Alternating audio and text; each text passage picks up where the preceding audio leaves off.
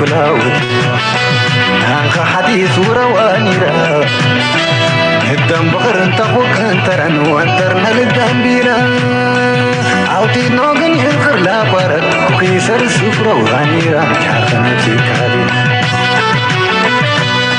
قيتنا هم بنقل قدقينة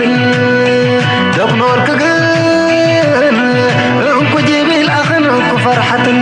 كوان كيلي قبرت وسنلي كوان كيلي قبرت وسنلي إنينا قعرد كورد خانسق صور أرستق بريل كجربو قريب من مقلتو قبليل جيروانتنو ونالي لهم فريل مين أقلم الدلنو دحني سنوكي إن أنت راح بريل تكونك مقليل كورد خانسق صور أرستق بريل كجربو قريب من مقلتو قبليل جيروانتنو ونالي لهم فريل مين أقلم الدلنو دحني سنوكي إن أنت راح بريل تكونك مقبل هرت راح برينا كلاوت هانك حديث وروانيرا الدم بغر انت فوق انترن وانترنا للدنبيرا عوتي نوغن يغر لا بارد كيسر سفرة وغانيرا جارنا تيكالي أما السكنين نتغرر تأبد من لنا في نسل في سريد الدحنا دي لسنين لنا قرس إيما نسنين أخرق دقاقرا وردقوق أخواني ناوك لا تجد قبسي تكمنا قنرت سلام الإسنين أما السكنين نتغرر تأبد من لنا في نسل في سريد الدحنا دي سنين لنا قرس إيما نسنين أخرق دقاقرا وردقوق أخواني ناوك لا تجد قبسي تكمنا قنرت سلام الإسنين سلام تخطاتلت نايز channel كما يتخونو تبوك تكونو ناي وترو تمنيتنان باقنانيو لومون كم وترو أقداسن وانا ونزخونة حستوتات حزنا لكم قريبنا لنا كسامو داتا نايز مدام سانا كتصونحو بخبر نعدمكم لايك مقبار شير بمقبار سبسكرايب بمقبار ريتوخ من حسابكم من دما بحانات من قد بمقداف نزي مدبنا كتساتفو بقول من قد دما دقف نزي channel كتقبرو ناتا محصنا مجمريا بزي كنجمرينا let's go. The fortress state that has long mocked and ignored Red Sea, a vital artery for world trade, has long been a crossroads of commerce, culture, and conflict. Stretching between Africa and the Arabian Peninsula, its waters are plied by thousands of ships each year, carrying everything from oil and gas to manufactured goods and food supplies. In recent years, Eritrea, once isolated and overlooked on the global stage, has emerged as a key player in this dynamic region. Its transformation is nothing short of remarkable, as the world's attention shifts to the strategic importance of its location. Eritrea's coastline, stretching over 1,200 kilometers along the Red Sea and hugging the Bab el-Mandeb Strait, is now recognized as a geopolitical prize. This narrow passage is a gateway between the Mediterranean and the Indian Ocean, making it a focal point for global powers. Nearly 10% of global shipping passes through this vulnerable choke point every year, making it one of the world's كم نريد لنا إرترا أبزوانزي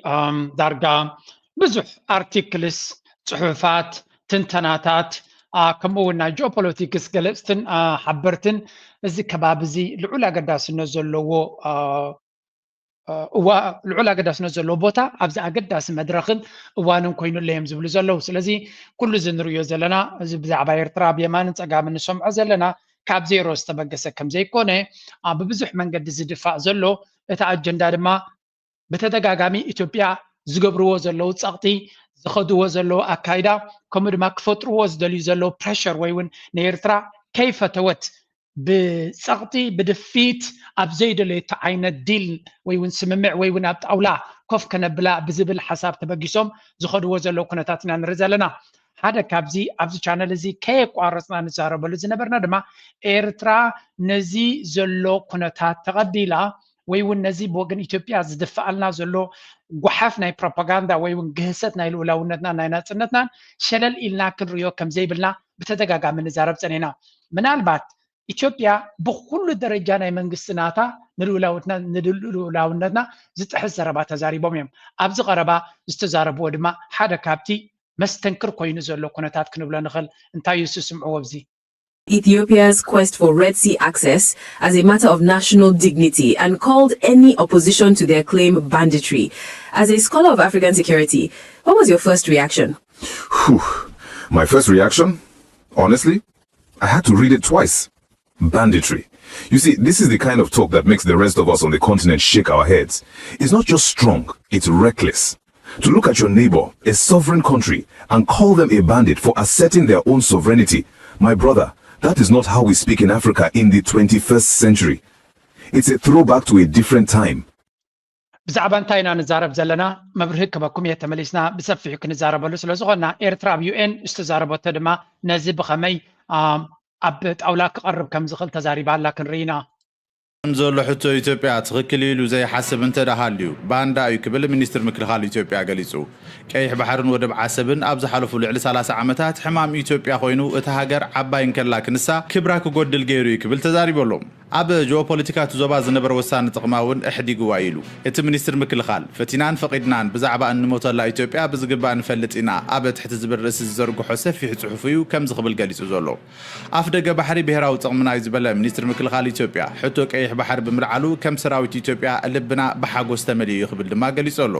ሚኒስትር ምክልኻል ኢትዮጵያ ኣብ ዕላው ፌስቡክ ገጹ ኣብ ዘርግሖ መልእኽቲ ሰራዊት ኢትዮጵያ ምስ ኣፍ ደገ ባሕሪ ዝተዛመደ ንዝመጽእ ወፍሪ መስዋዕቲ ንምኽፋል ድልው እዩ ክብል ገሊጹ ኣሎ ዓብ ግድብ ሰኳስ ተዓዊትናሉ ተመሪቆሎ ጉዳይ ቀይሕ ባሕሪ ዕቡትን ገሃድን ዘይኾነሉ መንገዲ ኣይራኣየናን ክብል ድማ ወሲኹ ገሊጸሎ ስለዚ ጉዳይ ቀይሕ ባሕርን ወደብ ዓሰብን ሕቶ እንትልዓል በዚ ዝቕልድን ኣይኮነን ዝብልን ኣካል እንተሎ ንሱ ባንዳ ጥራሕ ክኸውን ዝኽእል ክብል እዩ ሚኒስትር ምክልኻል ኢትዮጵያ ገሊጹ ጉዳይ ኣፍ ደገ ባሕሪ ኢትዮጵያ ካብ ቀዳማይ ሚኒስተር ክስካብ ላዕሊ ወተኣዘዝ ሰራዊት ኢትዮጵያ ናይ ሎሚ ቀንዲ ዋኒኖም ኮይኑ ምዕዛብ ዝተለመደ ኮይኑሎ እዚ ጉዳይ እዚ ኣብቲ ዞባ ካልእ ቅልውላው እንዳፈጠረ እዩ ኣብ ቀረባ እዋን ኣብ ውድብ ሕብራት መንግስታት ተረኺቡ ዝመደረ ፕሬዚደንት ኢትዮጵያ ኣብ ወሰና ወሰን ቀይሕ ባሕርን ህንዲ ውቅያኖስን ዝርከባ ሃገራት ኣፍ ደገ ባሕሪ ክረኽባ መሰለን እዩ ባሕሪ ቅርስን ሃፍትን ኩሉ ወዲ ሰብ ምባል እውን ዝዝከር እዩ ባሕርን ወደብ እምበር እዚ ንሪኦ ዘለና ብተደጋጋሚ ድማ ኣብ ኩሉ መድረኻት ንሰምዖ ዘለና ብጀነራላት ናይ ኣቢ ኣይተርፍን ኣባላት ጽፍሒ ናይ ሚኒስትርታት ናይቲ መንግስቲ ብዓብኡ እቲ ፕራይም ሚኒስተር ሓደ ግዜ ክልተ ግዜ ዘይኮነ ልዕሊ 3-4 ግዜ ብግልጽ ዝተዛረቦ እዚ ሕጂ ዞም ጀነራላት ወይ እውን እዚ ሚኒስትር ምክልኻል ናይ ኢትዮጵያ ኢልዎ ዝበሃል ዘሎ ወይ እውን ኣብ ኢልዎ ደይኮነ ኣብ ፌስቡክ ፔጅ ናቱ ብጽሑፍ ዘስፈሮ ሓበሬታ ኣብ ግምት ኢቲና ክንርኢ ከለና እንታይ እዩ ዝብል ዘሎ ኣብይ ኣሕመድ ነዚኣቶም ብኻልእ ቃላት ኣቐድም ኣቢሉ ተዛሪብዋ ነይሩ ጥራይ ንዑ ንክሕጉሱ ወይ ነቲ ንሱ ዝበለዮም ብጽሑፍ ገይሮም ኣውፅኦሞ ዘለው እንታይ ድማ ኣብ ልዕሊ ወሲቖምሉ ክንዋጋኣሉን ክንሞተሉን ንኽእል ኢና ስለዚ ወታደራ ስለዝኾኑ ሶም ወታደራ መርሕነት ስለዝኾነ ነቲ ፕራይም ሚኒስተር ዝበሎ ዕላማ ኣብ ባይታ ክነተግብሮሲ ድልዋት ኢና ንኽብልዎ ኢሎም ዝብልዎ ዘለው እዩ እንታይ ኢሉ ነይሩ እስከ let's connect the dots ምክንያቱ ካብ ዜሮ ተበጊስና ክንዛረብ የብልና ችግር ፊዚካሊ አልተገዛንም ብንልም ቨርቹዋሊ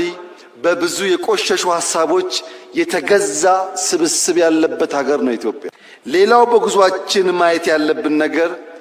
የስነ ልቦና ስብራት ነው። ተሰብረናል፣ አንችልም ባዮች ነን። ይሄ ነገር አዲስ አበባ ነው። ይሄ ነገር ኢትዮጵያ ነው። የአዲስ አበባን ኮሪደር ዲዛይን ያደረገላችሁ ማን ነው? ገንዘቡስ ከየት መጣ? ማን ነው ኮንትራክተሩ? ለምን ኢትዮጵያውያን አንችልም ብለን ተቀብለናል። አንችልም ስላል ባለቤት ይፈለግለታል። ጥሩ ነገር ከታየ የኛ አይደለም የሌላ ሰው ነው። ይሄ የስነ ልቦና ስብራት ከላይ እስከ ታች ነው ያለው። ዛሬ የኛ የሆነውን ቀይ ባህር መልሶ ለመጠየቅ የሚሰጋ የሚጠራጠር ትውልድ መፈጠሩ የስነ ልቦና ስብራት አካል ነው። አንችልም ብሎ ነው የሚያስበው። እኔ ላረጋግጥላችሁ እወዳለሁ፣ ኢትዮጵያ ትችላለች። ኢትዮጵያ የጂኦግራፊ እስረኛ ሆኗ ለዘላለም ትኖራለች ብሎ የሚያስብ ኢትዮጵያዊ ካለ እርሱ የሞተ ነው።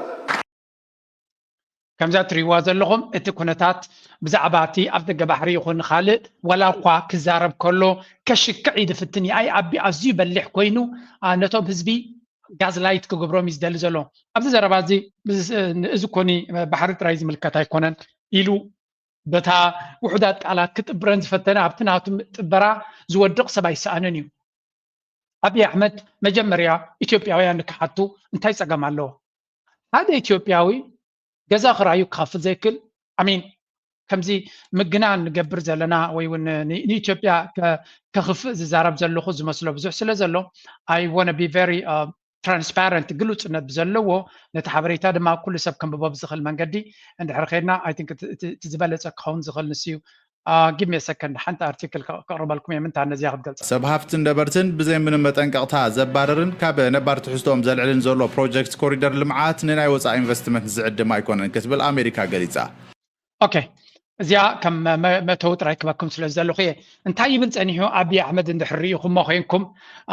ተሰሚዕኩሞ ኮይንኩም ነቶም ሰማዕኩም ድማ እንታይ ዝብል ዘሎ ኢትዮጵያውያን ዳርጋ ኣብ ነፍስና ዘይንተኣማመን ወረግቲ እንግሊሽ ኣጠቃቕማናቱ እውን ሓደ ሓደ ግዜ ዘሰንብድ እዩ ጀዋር መሓመድ እውን ከምኡ ኢልዎ እዩ ቪርቹዋል ዝበሃል ብኤሌክትሮኒካዊ መንገዲ እትገብሮ ዳ እምበር ሳይኮሎጂካል ክብል እዩ መግዛእትሲ ኣይተገዛእናን ኣብ ታሪክ ንብል ኢና የስ ተገዚእኻ ኢኻ ጊቭ ሚ ብሬክ ጥልያን ኣቡ ዲስኮ ይኮነን ዝፃወት ነይሩ ካብ 35 ክሳብ 41 ዝነበረ ግዜ እቲ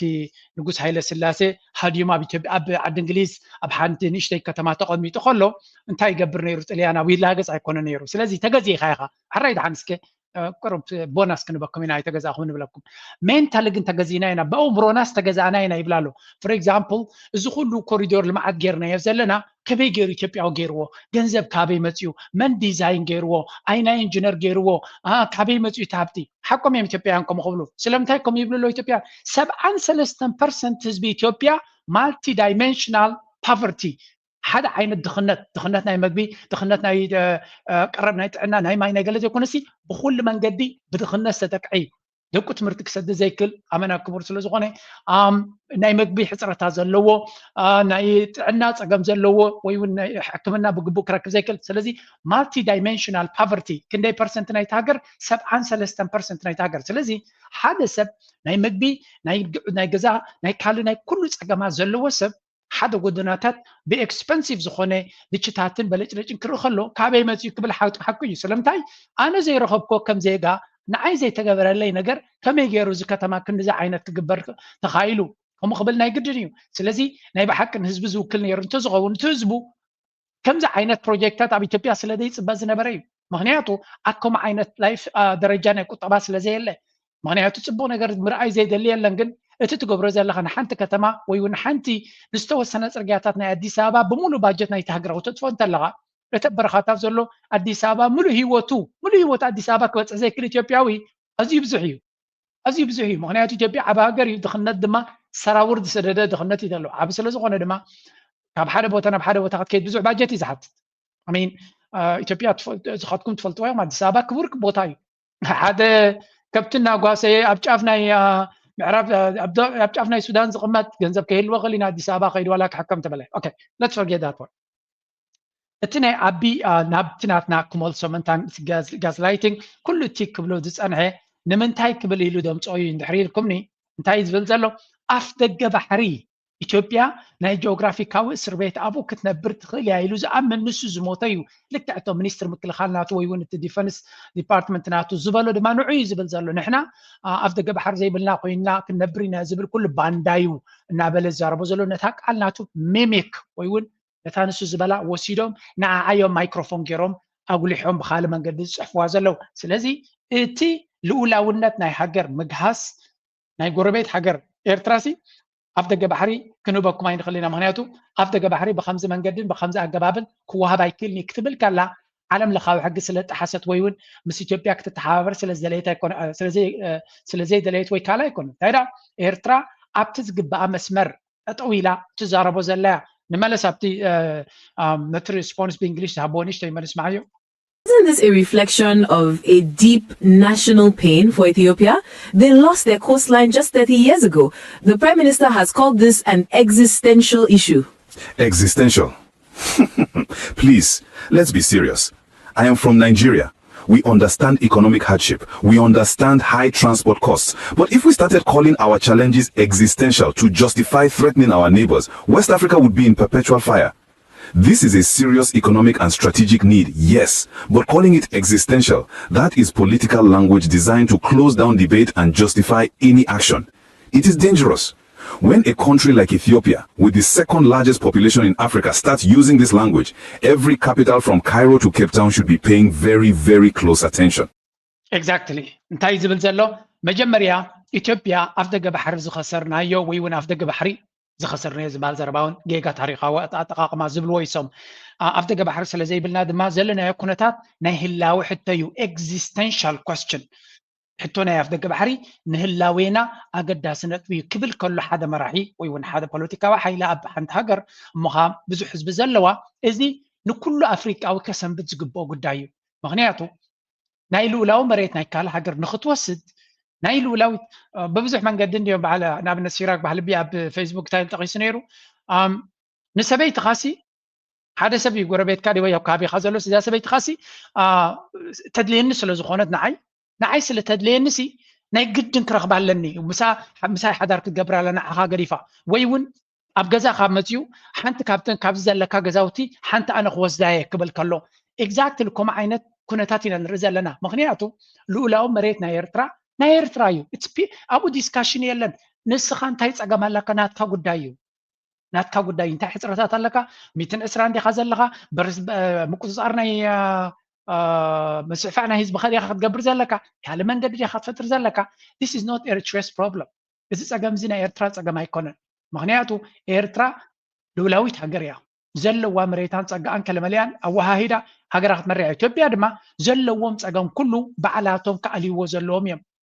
مغنياتو مسحمش هجرات أفضل بحر زلون دوبالو سلازي مزدلي وكاباتهم بزدلي ومن قدي أو وداديرهم أريتهم بزواتهم واقع كتكم زخوليهم إيرترا أفضل بحري بناتات رايح كتكم تخلبون تتعاتيا كاليا لين كتبل تخلي إثيوبيا قد عباي هاجر سولو زخونت مزبزحت هاجرات الدوابيع بجوب تخلتكم تخل بسوماليا بحمشت من قدي بسوماليا خلتكم تخل بكينيا كتكم تخل بالسودان كتكم تخل كل ما بإيرترا سلازي they have so much options تجمتيلك أكم زنا إيرترا خمس جيراتنا ويقولوا لزلها كونا يكلني هجي نابتي نحسود دراما دمان ملس إيرترا دمان زي عمل ستبدلا. The fortress state that has long mocked and ignored Ethiopia's desperate cry for the sea has finally broken its silence. On September 27, 2025, Eritrea stunned the region by declaring itself ready to talk, not just about the Red Sea, but about the Nile too. What Ethiopia fought for with speeches, deals, and even military threats has paid off. But here's the burning question. Is this a true dawn of cooperation, or just the calm before another horn storm? Desperate cry for the sea. Ethiopia's obsession with the Red Sea is as old as its loss of Eritrea. እንታይም ዝብሉ ዘለዉ ኣብዚ ድሮ ኣብቲ ዝሓለፈ ድራማ ነቒፆም ዘለዉ እንዲዮም ደይመደ ኢልካ ነቲ ሓሶት ድማ ኣብ ኢትዮጵያ ዘሎ ሚድያ ብፍላይ እቲ ምስ ብልፅግና ዝተሓሓዝ ሚድያ ኣንጻር ኤርትራ ክኸውን ከሎ ክልተ ተደመሮ ክልተ ሽሕ እዩ ኢሎም ሚድያ ክሰርሑ ፀገም ዘለዎም ኣይኮኑን ፃዕዳ ሓሶት ብፍፁም ክትሪኦ ዘይ ኣብ ባይታ ሓንቲ ክሊክ ኣብ ጉግል ምስ ገበርካ ዲባንክ ክትገብሮ ትኽእል ወይ እውን ሓሶት ምዃኑ ክትፈልጦ ትኽእል እናርኣዩ بمولو تميدياناتو نحسود دمرتيو إذا كان تايو هذا إيرتراوي ترخيبايا انتايلو صحيف اللهم نير مسلكم كتحازا منتان تي أبادي سابا زلو منقسسي نيارات كيلو من سرعات مالتيو نحسوسي كم حدا عبي أقداسن أجندا وسيدو كسر حلو مريض زلو منقسينا نرزالنا بمبال قليس ونيرو I can't find تا صحفت انداز رغبات بونيرو كند من تاي بحسوت بدراما بمدنجار هجر كم حد رابزي الله إيرتريان بريس يخميل صحيف نيرو انتهي لصحيف نيرو أبي أحمد علي let's just tweet our way to victory بميديا بصحف بفيسبوك بمفر رهن إيرترا عسب ويون أفتق بحرنا إيرترا زركب كوينو دو سمعة من قسم سرعة ننتلو بلسقنان عبنيهم بمبال صحيف زغانتايو in a statement released on the Ethiopian National Defense Minister Mukhalhal Zublozelleyu official Facebook page of 27 September it was said that any attempt to deny Ethiopia's claim over the Red Sea and the port of Asab cannot have a watertight rationale other than banditry. So the Eritrean press بحفشا إذوم هاجر زياتهم فتصينكا متحازو زي بلوم ني حسوت نزي كون نجارات دراما أم مسرح فتصينكا كتحازو زي كل يوم إذا حجيك أدميت كنريوز أنا حنا حسوت دما أكلنا تيو أتو بينيام برهي أمباسادرنا إيرترا بيوننا بإثيوبيا عندما مليس ويو فيك نيوسيو زي تبهليهم تنبوزا لهم إيرترا نلولاونتا نجزاتا وحدنتا أحليفا التجبر زمدنا يبلان ويون نيغوسيش شركنات يبلان مغنياتو الزمالت أكالس أجمعت كوسز زخل مخانو سلد فلت الدحان هجي نزو كله تي صروين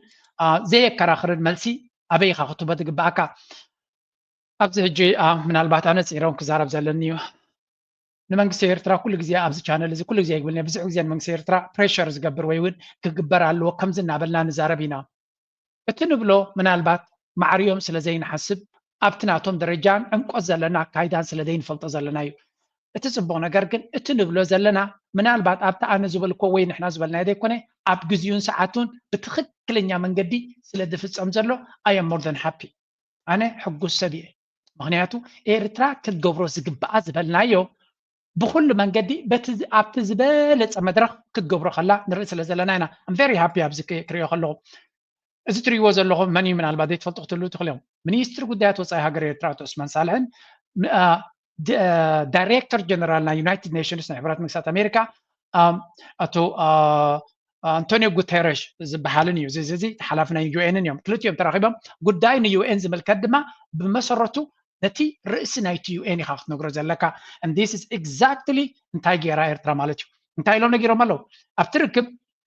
meeting with UN Secretary General أنطونيو غوتيريش تخايد مالتها من إيرتران إيرترا دبلوماتنا يو إن مراحل مالتشو انتاي تبايلهم Eritrean Foreign Minister Osman Saleh raised concerns about reckless provocations and expansionist ambitions disguised as calls for access to the sea. لذي منستر بدأت وصاينا هجريترا ني مرحنا UN تابلو هذا عندار زخونة ناي كوينات كسكاسا ويو ناي ورار كسكاسا بمنتاي حلمتات ناي مسفحفح حلمزل لو أجندة بمنتاي شفينهم بمنتاي كتالولي فتنلو نحطو أفدق بحري نمركب بسلامهم دبلوماسيون زبحال زلو كم زي كونه زينا نبان بالله رجعنا لزي إذا نجار زي نيو إن بقلت كنقرون خلاله صلولات هيكونوا دي فلت وصم يو إن ناتو وكلتا بيرترا له ولا كونه لمعات تقولوا إذا كنا تات زي ما زي ردهم كونه يكلني نو أبتات سمع من أذنهم تبغ يركا كسب حرق زبلهم يركا كتسمع مالك إذا على مزي نيرترا صعيب كان يمخاد لمود تريي ولا تمرحنا يو إن كم سمة نيرترا دنجاز أكل وخلي جن سقط سلزلو بدحر مقارجة لوبين كعلن سلزلو مزيخا بزي الداقم من قدي وزرا جيركا تسأبيخا نتات قبع لك كعبوتا كتب سحلك أنا أبدا ما مرجيزي معناته بدراماتات جيروك سقرو يدلي إيرترا دبلوماسياوي سقط خمزناتي جيرا أي تسحفني أي تزاربني يزول كالكوليشن سلزلو ويو ناتي قم كميو እዚ ጉዳይ እዚ ግን ኤርትራ ልክዕ ብዘገምታ ምዝግቦ ሰብ ብዝግቦ መልክዕ ኣብ ዝግቦ መጋባእያ ተዛሪባ ኣላ ማለት እዩ ሰው እንታይ ይብሉ ኣሎ ኣብይ ኣሕመድ ወይ ከዓ መንግስቲ ስርዓት ናይ ብልፅግና ኣፍ ደገ ባሕሪ ይኮነን ዝደሊ ዘሎ እንታይ ዳ ብሽም ኣፍ ደገ ባሕሪ ዝብል ናይ ምስፍሕፋሕ ሕልምናቱ ወራር ገይሩ ኩናት ገይሩ ናይ ኤርትራ ሉላዊ መሬት ክገህፅ ይደሊ ዘሎ ኢሎሞ ሓደ በሉለይ ካልኣይ reaffirmed Eritrea's firm stance against being drawn into such agendas ንዩኤን ከንታይ ኢሎም ኣለዉ ولا كبي إثيوبيان ببلغنا استبقى عبي نقوسن عندران زدفع بروباغندا يجبرتو لإيرترا أبز قدايزي إذا كنت تدليتي بلان سلازي كلتين حجرات زبل زربا قدفو نحنا نكوينات نابتناتو أجندا كناتو مدب يبلان بحقنا يو إن أنكس 50 حدا حجرنا تتوريرا قبل ملسن خنقبر مسألة لنا دلوقتي ندما كابوت أيجن نيثيوبيا زوخون يكون أجندا يبلان إحنا أبو قداينا إثيوبيا كوينات خنقبر ويب أبتناتو عندرا كنسات فايندلنا سلازي بأنا وجن زار مخنيات يبلكمن زي الشغل مخنياتون يبلكمن إذا نقول أقداسي زي أقداسي كلتين حجرات نكينات الدالة والله زول زرواس لازلو بوجنا يرترا نتصور زخنا ملقسي يبولو سلازي يرترا دقيمة أنا تصيرات نقول لا أكم زعينت أجرجر بوتا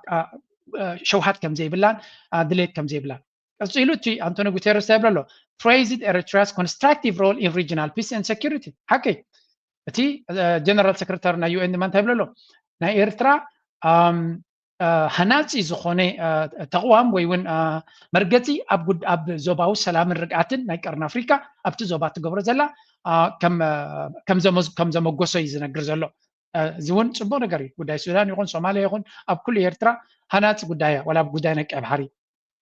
Both parties emphasized commitment to sovereignty, territorial integrity, and unity of nations. Exactly. ክልቲኦም መራሕቲ ናይ UN ይኹን ናይ ኤርትራ ድማ ኣብ ንምንታይ ኣተኪሮም ተዛሪቦምሉ ነቲ መርገጽ ናይ ኩለን ሃገራት ወይ እውን ነቲ ልዕልና ናይ ልኡላውነት ስለዚ ነፍስ ወከፍ ሃገር መብጻዕቲ ኢሎ መብጻዕ ናይ ልኡላውነት ከምኡ ድማ ግዛእታዊ ሓድነት ቀፂልካ ድማ ሕብረት ናይ ሃገራት ስለዚ ነዚ ክጥሓስ ዘይብሉ ምዃኑ ብክልቲኦም ወገን ኣስሚሮም ኣለዉ ካብዚ ወፃኢ እዚአን እጅተን ቀንዲ ንዓና ዘድልያ ዝነበረ ቀንዲ ወላ ብመንገዲ ሚኒስትሪ ጉዳያት ወፃኢ ሚኒስትሪ ሓበሬታ ሃገር ኤርትራ እዮም ኣነገሮም መስቀል ይወፅእ ስለ ዘሎ ድማ ዝያዳ ናብ ኣብን ዳንኬራት ፕሮፓጋንዲስትስ ናቱን በፅሒዎም ከም ዘሎ ርግፀኛታት ኢና ስለዚ Antonio Guterres for his part commended Eritrea's positive engagement and contributions to regional peace and security and reaffirmed UN's strong commitment into the principles of territorial integrity, sovereignty, and unity of all nations. Both sides hailed the strong partnership. ክልቲኦም ሃገራት ድማ ክልቲኦም ወገናት ድማ ኣመንጎ ክልቲአን ሃገራት ንዘሎ ኣመንጎ ክልቲኦም ኣመንጎ UN ኤርትራን ዘሎ ዝምድና ኣዕዚዞም ከም ዝረኣይዎ ይዝረብ ኣሎ ካልኣይ አንቶኒዮ ንሱ ጥራይ ዘይኮነ ካልኣይቲ ድማ ኣገዳሲት ነይራ ኣብዚ ምናልባት ኣብ ጉዳይ ናይ ኤርትራ ብዙሕ ግዜ ድማ ክንጠቕሶ ዘለና ኤርትራ ብፍላይ ምስተን ናይ UN ናይ ልምዓት ትካላት UNDP UNICEF FAO ካልኦት ሓደ 4-5 ኤጀንሲስ ናይ ልምዓት ናይ UN ኣለዋ ምስ ኤርትራ ድማ ናይ ብሓቂ ተስፋ ዝበካ ስራሕ ዝሰርሓ ዘለዋ ኣብ ባይታ ጥራይ ዘይኮነ ወላ ኣብ ሚድያ እውን እንትኾነ ነቲ ጉዳይ ናይ ኤርትራ ንቅድሚት ንምጥፋእ ናይ ብሓቂ ደስ ዘብል ጉዕዞ እዩ ስለዚ ነዚ ጉዳይ እዚ እውን ተዘራሪቦምሉ እዮም እንታይ ኢሎም ተዘራሪቦምሉ ኣብዚ እንተሪኢና እንታይ ኢሎም ኣሎ discuss focused on strategic cooperation between Eritrea and the UN Office for Coordination of Humanitarian Affairs. Mr. Saleh highlighted Eritrea's the development approach rooted in local ownership. ስለዚ ምስታ ሓላፊት ናይቲ ልምዓት ናይ UN ዝተራኸቦ ድማ ናይ ብሓቂ ኣብ መንጎ ኤርትራን እቲ ናይ ልምዓት ትካላት ናይ UNን ዝግበር ዘሎ ስራሕ ኣድማዒን ገስጋስን ከም ዝኾነ እውን ተዘራሪቦም ኣለዉ እቲ ኣብዚ ቀረባ እውን ኣብ ኤክስ ብቐረባ ስለ ዝከታተሎ ማነ ብዙሕ ወላ እኳ ዓበይቲ ፕሮጀክትታት እንተዘይበልናዮ ግን ነቲ ኣብ ከተማታት ርሒቑ ዘሎ ኣብ ገጠራ ዘሎ ህዝቢ ዘገልግል ዘበለ ነገር ግን ካብኡ ንላዕሊ ክግበር ይኽእል ግን ፅቡቕ ዝኾነ ስራሕ ዝሰርሑ ዘለዉ ትካላት ንርኢ ኣለና ልዕሊ ኩሉ ምስ መንግስቲ ኤርትራ ናይ ብሓቂ ብሓደ ተዋሃሂዶም ዝሰርሑ ዘለዉ ኢና ንርኢ ዘለና ሕጂ ተመሊስና ምስቲ UN ዝበሎ ክንርኢ ከለና ንሶም ዝብልዎ ዘለዉ ስምዑ እዚ 1993. Since then, the country of 120 million has been locked inland, funneling over 95% of its trade through Djibouti. The cost has been crippling, billions drained in port fees, delays that choke exports, and a manufacturing sector strangled at birth. Prime Minister Abiy Ahmed reignited the seaport debate in October 2023. Addressing Ethiopia's parliament, he thundered, "The Nile and the Red Sea will determine Ethiopia's future. They will either propel its development or lead to its demise." These weren't empty words. They captured a national frustration simmering for 3 ሕጂ ኩሉ እቲ ተመሊስና እቲ ጀነራላቱ ዝብልዎ ዘለዉ ይኹን ናይ ሚድያ ፕሮፓጋንዳ ናቱ ዝብሎ ዘሎ ርኢና ኩሉ እቲ ኩነታት ኤርትራ ነቲ ጉዳይ ናብ ዝምልከቶ ኣፀቢቓ ኣሰጋጊራቶ ከም ዘላ ንርኢ ኣለና እዚ ድማ ሓደ ካብቲ ኤርትራ ዝኾነ ይኹን ሚስ ካልኩሌሽንስ ከየጋጥም ብወገን ኣቢ ዕንደራ ስለ ዘሎ እቲ ዕንደራ ድማ ኤርትራ ጥራይ ጠጠው ከተብሎ ትኽእል ኣይኮነትን ምክንያቱ እዚኣ ስምዕዋ እቲ ናይ ኣቢ ኣጀንዳ ስለምንታይ ነዚ ኩነታት እዚ ብዝያዳ ይደፍኣሉ ከም ዘሎ ሓንቲ ብዚያ መምህር ኣብርሃ ተኽሉ ዝበላ ነይራ ስምዕዎ እዚኣ እታ ቀንዲ ምክንያት ክትከውን ትኽእል እዚ ስርዓት እዚ ውግእ እንተዘይገይሩ ክነብር ከም ዘይኽእል ፍሉጥ እዩ ክልቲአን ጫፍ ፀድፊአን ንኡ ሱኹ እንተኢሉ ኣብ ኢትዮጵያ ዘሎ ሕቶ ክምልስ ኣይኽእልን ኢኮኖሚያዊ ሕቶ ክምልስ ኣይኽእልን ኩሉ ክገብሮ ዝግባእ ይገብር ለህዚ ኣብ ዝሓለፈ መዓልቲ ዘውፅዎን እዩ ካብ ነዳዲ 30% ግብሪ ክፍል 15 ባት ቫልዩ አዲድ ታክስ ንብሎ 15% ካቲ ኤክሳይዝ ታክስ ዝበሃል ማለት እዩ ስለዚ ገና ካሊእ ክገብር እዩ ስርዓት እዚ ማለት እዩ በቲ ሓደ ወገን እዚ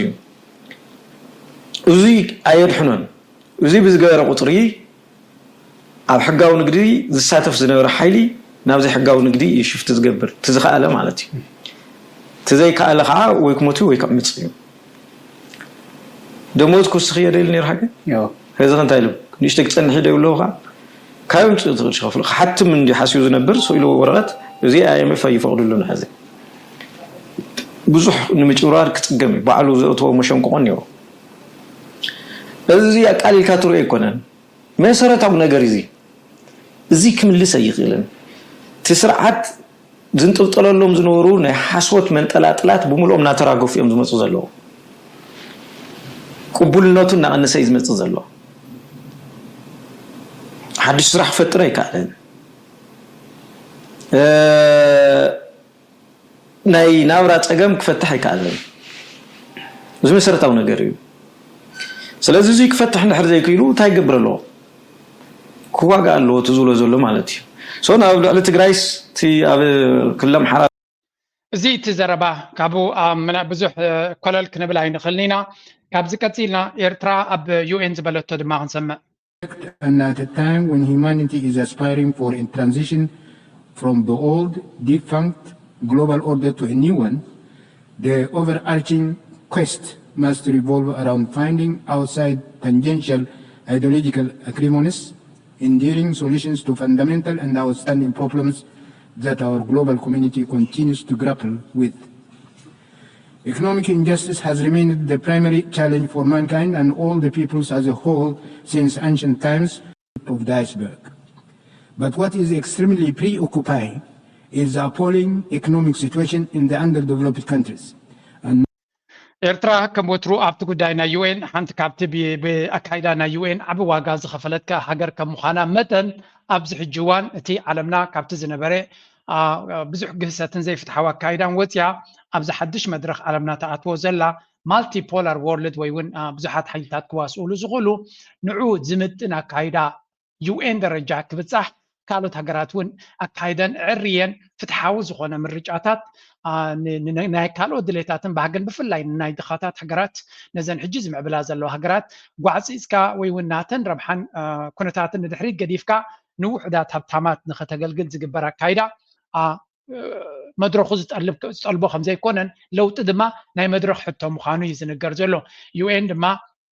ዘለዎ ተደላይነት ወይ እውን ኣበርክቶ ክቕፅል ተኾይኑ ምስ ክውንነት ናይ ሕጂ ክቕፅል ከም ዘለዎ ብኩለን ሃገራት ዳርጋ ብኩለን ሃገራት እውን ፃውዒ ዝቐርብ ዘሎ እዩ ኣፍሪካ ዝኣክል ቦታ ክወሃባ ዝግባዮ ኣብቲ ዩኤን ይኹን ኣብቲ ሴኪሪቲ ካውንስል ምክንያቱ ዝበዝሐ ስራሕ ናይቲ ሴኪሪቲ ካውንስል እውን ንኣፍሪካ ዝትንክፍ ስለ ዝኾነ ኤርትራ ድማ ነቲ ዝግበር ዘሎ ኩነታት ሙሉእ ከምተን ሓንቲ ካብተን ውፅዓት ሃገራት ካብቲ ኣካይዳ ናይ ዩኤን ብዝነበረ ስለ ዝኾነት ናታ ድምፂ ኣብ ዩኤን ኣስሚዓ ኣላ ማለት እዩ ስለዚ ልሙድ ዝኾነ ዘረባ ኢና ንሰምዕ ካብ ኣብ ዩኤን ኬድካ ምክንያቱ ሰማዒ ስለ ዘይብሉ እቲ ዘሎ ኩነታት ስታተስ ኮ እቲ ናይ ዩኤን 5 ሃገራት ዝቆፃፀርዎ ኣካይዳ ኣሜሪካ ክቕየር ኣይትደልዮን እያ ካብ ቻይናን ህንድን ኣፍሪካውያን ገለ ስልጣን ክወሃቦም ካብ ድሌት እንተሎ ኣሜሪካ ግን እቲ ዘሎ ብፍላይ ዶናልድ ትራምፕ ነቲ ዘሎ ስታተስ ኮ ክቕይሮ ይደሊ የለን ካብዚ ቀፂልና ኣብዚ ሓደ ናይ ፖሊሲ እውን ርኢና ኣለና The power struggle in Sudan between the military actors that caused a very serious humanitarian crisis or disaster. Any hope for the Sudanese people? What should we expect? And also, I'd like to ask you about Russia and China presence in Africa, specifically through the Wagner Group. We been struggling into their unity. I don't think they're actually fighting, but that's just a joke. Please. Like I said, I mean, this is all the mechanisms about neutralization of the FDLR. So we've created a... So... እቲ ሕቶ ቀንዲ ብዛዕባ ሱዳንን ናይ ሩዋንዳን ስለ ዝኾነ ንሱ ዝያዳ ኣብቲ ናይ ሩዋንዳ እዩ ዘተኩር ግን ኣብቲ ናይ ሱዳን ክንደልስከ one of them, a very important committee, will be meeting for the third time now on Monday, I believe. So we're following up very closely with the African Union. Let's not forget the role of the AFC or SADC. Just quickly on Sudan, and it's very sad that we didn't talk enough on Sudan, really, which is the world's biggest humanitarian crisis, and it's not getting enough coverage, unfortunately. And I've been saying this now for a few weeks with a number of your colleagues. It's not ጉዳይ ናይ ሱዳን ክኾን ከሎ ኣብ ዓለም ኢቭን ካብ ናይ ቃዛ ዝገደደ ስቃይ ዝፍፀመሉ ዘሎ ኩናትን ግህሰት ሰብኣዊ መሰላትን ጥሜትን ዓዘቕትን ዘለዎ ኩነታት ክነሱ ሚድያ ናይ ዓለም ጠቕላላ ኢግኖር ዝገበሮ ወይ እውን ደ ፈርጎትን ወር ዝተረስዐ ኩናት ዝብልዎ ዘለዉ እዩ ብዕላማ ድማ ይሃንደበት ኣይኮነን ኢማራት ነቲ ናይ ሚድያ ፀቕጢ በቲ ዘለዋ ሎቢ ብዝተፈላለየ መንገዲ ሚድያ ብዛዕባ ክዛረብ ከም ዘይብሉ ካብ ዓይኒ ካሜራ ክስወር ከም ዘለዎ እያ ትገብር ሓደ ካብቲ ኢማራት ትገብሮ ሓይሊ ከምኡ እዩ ዝበሃል ወታደራዊ ሓገዝ ጥራይ ዘይኮነ ኩሉ እቲ ዘለዋ ቆጠባውን ናይ ሚድያ ጭዋዳ ዲፕሎማስያዊ ጭዋዳ ተጠቂማ ሕማቅ ክትገብር ከላ ዓለም ኣውያት ናትካ ክሰምዖ ከም ዘይትኽእል ጌራ ክትዓብሰካ እያ ትፍትን እቲ መርኣያ ናቱ ድማ ጉዳይ ናይ ሱዳን እዩ ሃገር ዝኣክል ተበቲኑ ህዝቢ በሚልዮናት ዝቁፀር ኣብ ሓደጋ ጥሜትን ዓዘቕትን ኣትዩ ከሎ ሚድያ ናይ ዓለም ብዛዕባ ሳሕቲ ይዛረብ እዚ ሓደ ካብቲ ዝሕዝን ክፋል ይብላ ኣሎ ንቐፅል getting enough coverage and we're doing our best you were referring to the United States not to the Trump administration having tried before some sanctions and other things. But with regards to the Trump administration, we've just been here for a few months, and we're working very, very hard. And what you said earlier about Congo, the DRC, it's not me. I'm really. ብሓፈሻ እንታይ እዮም ዝብሉ ዘለዉ ኣብ ጉዳይ ናይ ሱዳን ብዙሕ ይጓዩ ከም ዘለውን ምስ ግብፂ ስዑድያ ኢማራትን ድማ ብቐረባ ይዘራረቡ ከም ዘለውን ወላ እኳ እቲ ፖለቲካ መፍትሒ እንተደይመፀ ሰብኣዊ ሓገዝ ረድኤት መግቢ ብቕልጡፍ ናብቲ ብፍላይ ናብ ናይቲ ዳፎር ኣልፋሸር ከባቢ ከምኡውን ኮርዶፋን ክኣትወሉ ዝኽእል መንገዲ ንፅዕር ኣለና እናበለ እዩ ዝዛረብ ብጉዳይ ናይ ኣፍሪካ ብዙሕ ዘረባታት ተዛሪቡ ነይሩ ኢሳያስ አዲሱ ምክር የኤርትራው ፕሬዝዳንት ኢሳያስ አፈወርቂ በቀይ ባህር ጉዳይ መክረዋል። ምክክሩም የኢትዮጵያ የባህር በር ጥያቄ ላይ ትኩረት ማድረጉ ተሰምቷል። የኤርትራው ፕሬዝዳንት ኢሳያስ አፈወርቂ በሶማሊያ ፖለቲካ ውስጥ ከፍተኛ ተጽዕኖ ካላቸው ፖለቲከኞች ጋር በአንድ ወር ጊዜ ውስጥ ለሁለተኛ ጊዜ መክረዋል። የሶማሊያ ቀድሞ የማስታወቂያ ሚኒስትር እንዲሁም በሶማሊያ ምርጫ እጩ ተፎካካሪ የሆኑት ዶክተር ዘካሪያ መሐመድ በአስመራ ከፕሬዝዳንት ኢሳያስ አፈወርቂ ጋር መምከራቸውን በይፋዊ ትስስር ገጻቸው ባሰፈሩት መልእክት ላይ ገልጸዋል። በተመሳሳይ ከሁለት ሳምንታት ኣብዚ ድማ እንታይ ይብሉ ኣለዉ ፕሬዚደንት ኢሳያስ ምስ ሶማልያ ወላ እኳ ምስ ፕሬዚደንት ናይ ሶማልያ ንሓያል እዋን ዝኾነ ዲፕሎማስያዊ ስራሕ እንደዘይተገብረ ኣብ ጉዳይ ናይ ሶማልያ ኤርትራ ግን ኣገዳሲ ተራ ክፃወት ከም ትኽእል እዩ ዝበሃል ዘሎ እሱ ድማ እቶም ኣብ ሕደተ ዋርሕ ምርጫ ከተካይድ እያ ሶማልያ እቶም ተቃወምቲ ወይ እውን ተቐናቐንቲ ፓርቲታት ድማ ምስ ፕሬዚደንት ኤርትራ ምስ ኤርትራ ርክብ ይገብሩ ኣለዉ እዚ ከዓ እንታይ እዩ ኣብ ጉዳይ ፀጥታ ናይ ሶማልያ ዓብ ግደ ክህልዎ እዩ እዚ እናተገበረ ከሎ ሚኒስትሪ ጉዳያት ወፃኢ ናይ ሶማልያ ኣብ ግብፂ ከይዱ ምስ መዘኑ ሚኒስትሪ ምክልኻል ናይ ሶማልያ ኣብ ግብፂ ኣብ ካይሮ ምስ መዘኑ ሚኒስተር ምክልኻል ተራኺቡ ከም ዘሎ እዩ ዝንገር ስለዚ እቲ ኩነታት ንሪኦ ዘለና ጎኒ ጎኒ እቲ ኤርትራ ምስ ካልኦት ሃገራት እውን ምስ ከም በዓል ኢራን እውን ትገብሮ ዘላ ዝምድና ኣብ ግምት ኢኻ ብዙሕ ዝተሓሓዝ ነገር ይግበር ከም ዘለዎን ብዲፕሎማሲ ዓይኒ ክረአ ከሎ ኤርትራ ምስ ኢራን ትገብሮ ዘላ ዝምድና ከምኡ ድማ ፕሬዚደንት ሃገር ኤርትራ ብተደጋጋሚ ምስ ኣገደስትን ፀለውትን ፖለቲከኛታት ናይ ሶማልያ ርክብ ዝገብሮ ዘሎ ሓሰን ሼክ ዘለዎ ፓርቲ ኣብ ዝመፅእ ዘሎ ምርጫ ናይ ምስዓር ተኽእሉ ዝለዓለ ስለ ዝኾነ እቶም ዝመፁ ምስ ኤርትራ ርክብ ንክሃንፁ ኮለ ጌና ተበግሶታት ይገብሩ ኣለዉ እዚ ድማ ገለገለ ፖለቲካዊ ተንተንቲ እንታይ ይብሉ ኣለዉ ፕሬዚደንት ናይ ኤርትራ ሲ ደ ኪንግ ሜከር ይብልዎ ኣለዉ እዚ ከዓ እንታይ ማለት እዩ ኣብ ፖለቲካ ናይቲ ቀርኒ ኣፍሪካ ኣገዳሲ ሰብ ኮንካ ክትቀርብ እንድሕር ኮንካ ምስ ኤርትራ ዝምድና ክህልወካ ኣሎ ኣብዪ ኣሕመድ ዝገብሮ ዘሎ ኩሉ ዓይነት ፈተነታት እውን ውፅኢት ናቱ እዮም ዝብሉ ዘለዉ ኣብዪ ኣሕመድ ከመይ ጌርካ ምስ ፕሬዚደንት ናይ ኤርትራ ትዕረቕ ይጥፊእዎ ዘሎ እዮም ዝብሉ ብዙሓት ምስ ኤርትራ እንተተዓሪቑ ኩሉ እቲ ኣብ ኢትዮጵያ ዘሎ ሽግሪ ክፍታሕ ከም ዝኾነ ኣብቲ ከባቢ ዘለዎ ፀገም እውን ክፍታሕ ከም ዝኾነ ተረድይዎ ኣሎ ግን ገፅ ስለ ዝኸሎ ናይ ኤርትራ መራሒ ወይ እውን ናይ ኤርትራ ፖለቲከኛታት ዕድል ስለ ዝኸልዎ ብኣስገዳድ ኣብ ጣውላ ከም ፀኦም ይትፍትን ዘሎ ብኣስገዳድ እዚ ከዓ እንታይ እዩ ኩናት ክገብር እየ ዕግርግር ክገብር እየ ሽግር ክፈጥር እየ እናበለ እቶም ዩኤን ይኾኑ ካልኦት ሓለፍቲ መፅኦም ስለንታይ ሰላም ዘይትፈጥር ክብሎ ከሎ ሰላም ክፈጥር እያ ነዚ ሰብ እዚ ፀቕጢ ክገብረሉ ስለ ዘለኹ ስለ ዝብሎም ዘሎ እዮም መጠንቀቕታ ዘይሂቦ ወይ እውን ስጉምቲ ዘይወስድሉ ዘለዉ ስለዚ ናይ ኤርትራ ፕሬዚደንት ድማ ወይ ናይ ኤርትራ ፖለቲከኛታት ድማ ፅቡቅ ገይሮም ኣንቢቦሞ ስለ ዘለዎ ሰብ እዚ ኤርትራ ገፅ እንተኸሊኣቶ ብዘለዎ ውሽጣዊ ፀገም ክፍንቀል ከም ዝኽእል ገምጋም ናይ ኤርትራ እዩ ስለዚ እዚ ይመስል ሕጂ ኣብቲ ናይ ከባቢ ዓለም Lots of people ask whether we are already in the first stages of a World War III. No, we're not. A World War III will be a global conflict, and we're nowhere near that at all at the moment. However, we are very much in the beginning of a militarized conflict in Europe, and so the possibility of a European war is becoming greater all the time. And Eliza Manningham-Buller, the previous director of MI5, said she was inclined to agree with those who said that Russia has already declared war on us in a hybrid capacity. The idea that we're እንታይም ዝብሉ ዘለው ሳልሳይ ኩናት ዓለም አቲና ዲና ንዝብል ዘረባ ሳልሳይ ኩናት ዓለም ዝበሃል ብዙሓት ሃገራት ናይ ዓለም ኩናት ስለ ዝኾነ ኣብኡ ይበጻሕና ኣለና የግዳስ ኣብ ኤውሮጳ ኣብ ዩክሬን ዝካየድ ዘሎ ጥራይ ደኮነስ ኪኑ ዝሓለፈ ኩናት ናይ ኤውሮጳ ሙሉእ ወታደራዊ ስጉምቲ ንክእቶ ዘሎ ተኽእሎ እናዓበየ ይመጽእ ከም ዘሎ እዩ ዝዛረብ ዘሎ ካብ ዜሮ ተበጊሶም ዝዛረብዎ ዘለዉ ይኮኑን እዚ ገምጋም እዚ ብናይ MI6 ዝበሃል ናይ ስለያዊ መርበብ ናይ ዓዲ እንግሊዝ ዝነበረት ሓላፊት ዝወፀ ገምጋም እዩ እዚ ከዓ ካብ ግዜ ናብ ግዜ ገሃድ እናኾነ ዝኸይድ ዘሎ እዮም ዝብሉ ምናልባት እዚ ሕጂ ናይ ኤውሮጳ ጥራይ ክገብርዎ እዮም ዝፍትን ዘሎ but there is another front ኩሉ ከተሓዘልኩም እቲ ዓለምና ኣከመይ ዝበለ ብርቱዕ ዝኾነ ውድድር ኣትዩ ከም ዘሎ declared war on us in a hybrid capacity. The idea that we're already involved in confrontation with Russia is based on a series of air incursions recently. So first of all, 19 drones into Polish airspace, then a drone into Romanian airspace, then very seriously 3 MiG-31 fighters in Estonian airspace, and then a series of drone irregularities over Denmark, which have been closing airports in Denmark and in Oslo in Norway. This pattern of incursion is going ስለዚ ኤውሮጳ ብዓብዩ ብዙሕ ስግኣትን ስክፍታን ዝፈጥረሎም ኩነታት ተፈጢሩ ከም ዘሎ እዚ ከዓ ኣብ ሩሜንያ ኣብ ዩክሬን ኣብ ዓቢ ኩናት ከላ ኣብ ፖላንድ ኣብ ሩሜንያ ኣብ ኢስቶንያ ተመሳሳሊ ድማ ኣብ ኤርፖርት ናይ ዴንማርክ ንክልተ መዓልቲ ኣብ ተፈላለየ ኣጋጣሚታት ዘጋጠመ ኤውሮጳ ናብ ካልእ ኩናት ክትከይድ ከም ትኽእል ዝእንፍት ምኽንያት ወይ ኩነታት ንርኢ ኣለና እዮም ዝብሉ ዘለው እዚ ከምዚ ኢሉ እናሃለዎ ከሎ ብፍላይ ኣብ ገለ ግንባር ዘሎ ኩናት ክንብሎ ይንኽእል ኢና ግን ናብ ኩናት ክኸይድ ዝኽእል ርሱም ውድድር ድማ ኣለ እዮም ዝብሉ ዘለው ስምዕዎ እዚ What happens in the Arctic does not stay in the Arctic. There are things happening in the Arctic now that would have been unthinkable 20 years ago. This is the region warming faster than anywhere else on Earth. And as the climate changes, so does its strategic importance. We need Greenland for national security and even international security.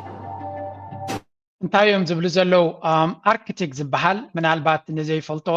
ከይትፈልጥዎ ትኽእሉ እዮም the race for the Arctic ሰሜናዊ ጫፍ ናይ ፕላኔት ናትና እንዲዮም ዝዛረቡ ዘለው ኣብኡ ዝግበር ዘሎ ቅድሚ 20 ዓመት ዘይሕሰብ ዝነበረ ዓይነት ርሱም ውድድር ኣብ መንጎ ኣሜሪካን ራሽያን ክትብሎ ትኽእል ኢኻ ግን ኣሜሪካ ንኖርዌይ ንፊንላንድን ንካልኦት ሃገራትን ሒዛ ራሽያ ድማ ንቻይና ሒዛ ርሱን ዝኾነ ውድድር ብዙሕ ፀጋታት ከም ዘለዎ ዓብ ናይ ጂኦፖለቲካዊ መወዳደሪ ባይታ ኮይኑ ዘሎ ሰሜናዊ ጫፍ ናይዛ ፕላኔት እዩ ብርግፅ ኩናት ኣብ ዓለም ኩሉ እንደለን ኢና እንተክህሉ ኮይኑ ኣብዚ ሰሜናዊ ጫፍ ተኾነ እቶም ሓያላት እዮም ኣብኡ ክጠባበሱ ዝኽእሉ ካብ ኣፍሪካ ዝተዝረሓቐ ቦታ እሱ ክኸውን ዝኽእል ስለዚ ኩናት ኣይንበነን ኢና ክዋግኡ እንተደልዮም ኣሜሪካን ራሽያን ቻይናን ግን ኣብቲ ቦታት እንተተዋጊኦም ኣብ ማይ ከፍአን ዝብል እምነት ኣለኒ ምክንያቱ ንሳቶም ክዋግኡ ደልዮም ጠጠው ከነብሎም ስለዘይንኽእል እዚ ዝግበር ዘሎ ውድድር ድማ ዳርጋ ካብ ዘረባ ወይ እውን ካብ ሪቶሪክ ከም ዘረባ ተሃዲድን ሓሊፉ ናብ ትግባር ዝኸይድ እዩ መነመን እዮም እቶም ኣብቲ ተዋሳእቲ ዘለዉ ድሕሪልና ካናዳ ኣለዎ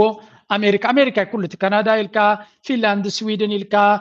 ኖርዌይ ዴንማርክ እዚኦም ኩሎም ረሳዕዮም ኣይስላንድ ገለ ረሳዕዮም እዚኦም ብዙሕ ሓይሊ ዘለዎም ኣይኮኑን ሓይሊ ዘለዎ ኣሜሪካ እዩ እቶም ካልኦት ኩሎም ተፀጋዕቲ እዮም ክኾኑ ዝኽእሉ በቲ ሓደ ወገን ድማ ሩስያ ኣሎ እጂ እቲ ሰሜናዊ ጫፍ እንታይ ከም ዝመስል ኢና ንርኢ ዘለና እቲ ካርታ ድማ ከመይ ኢሉ ናብቲ ቦታ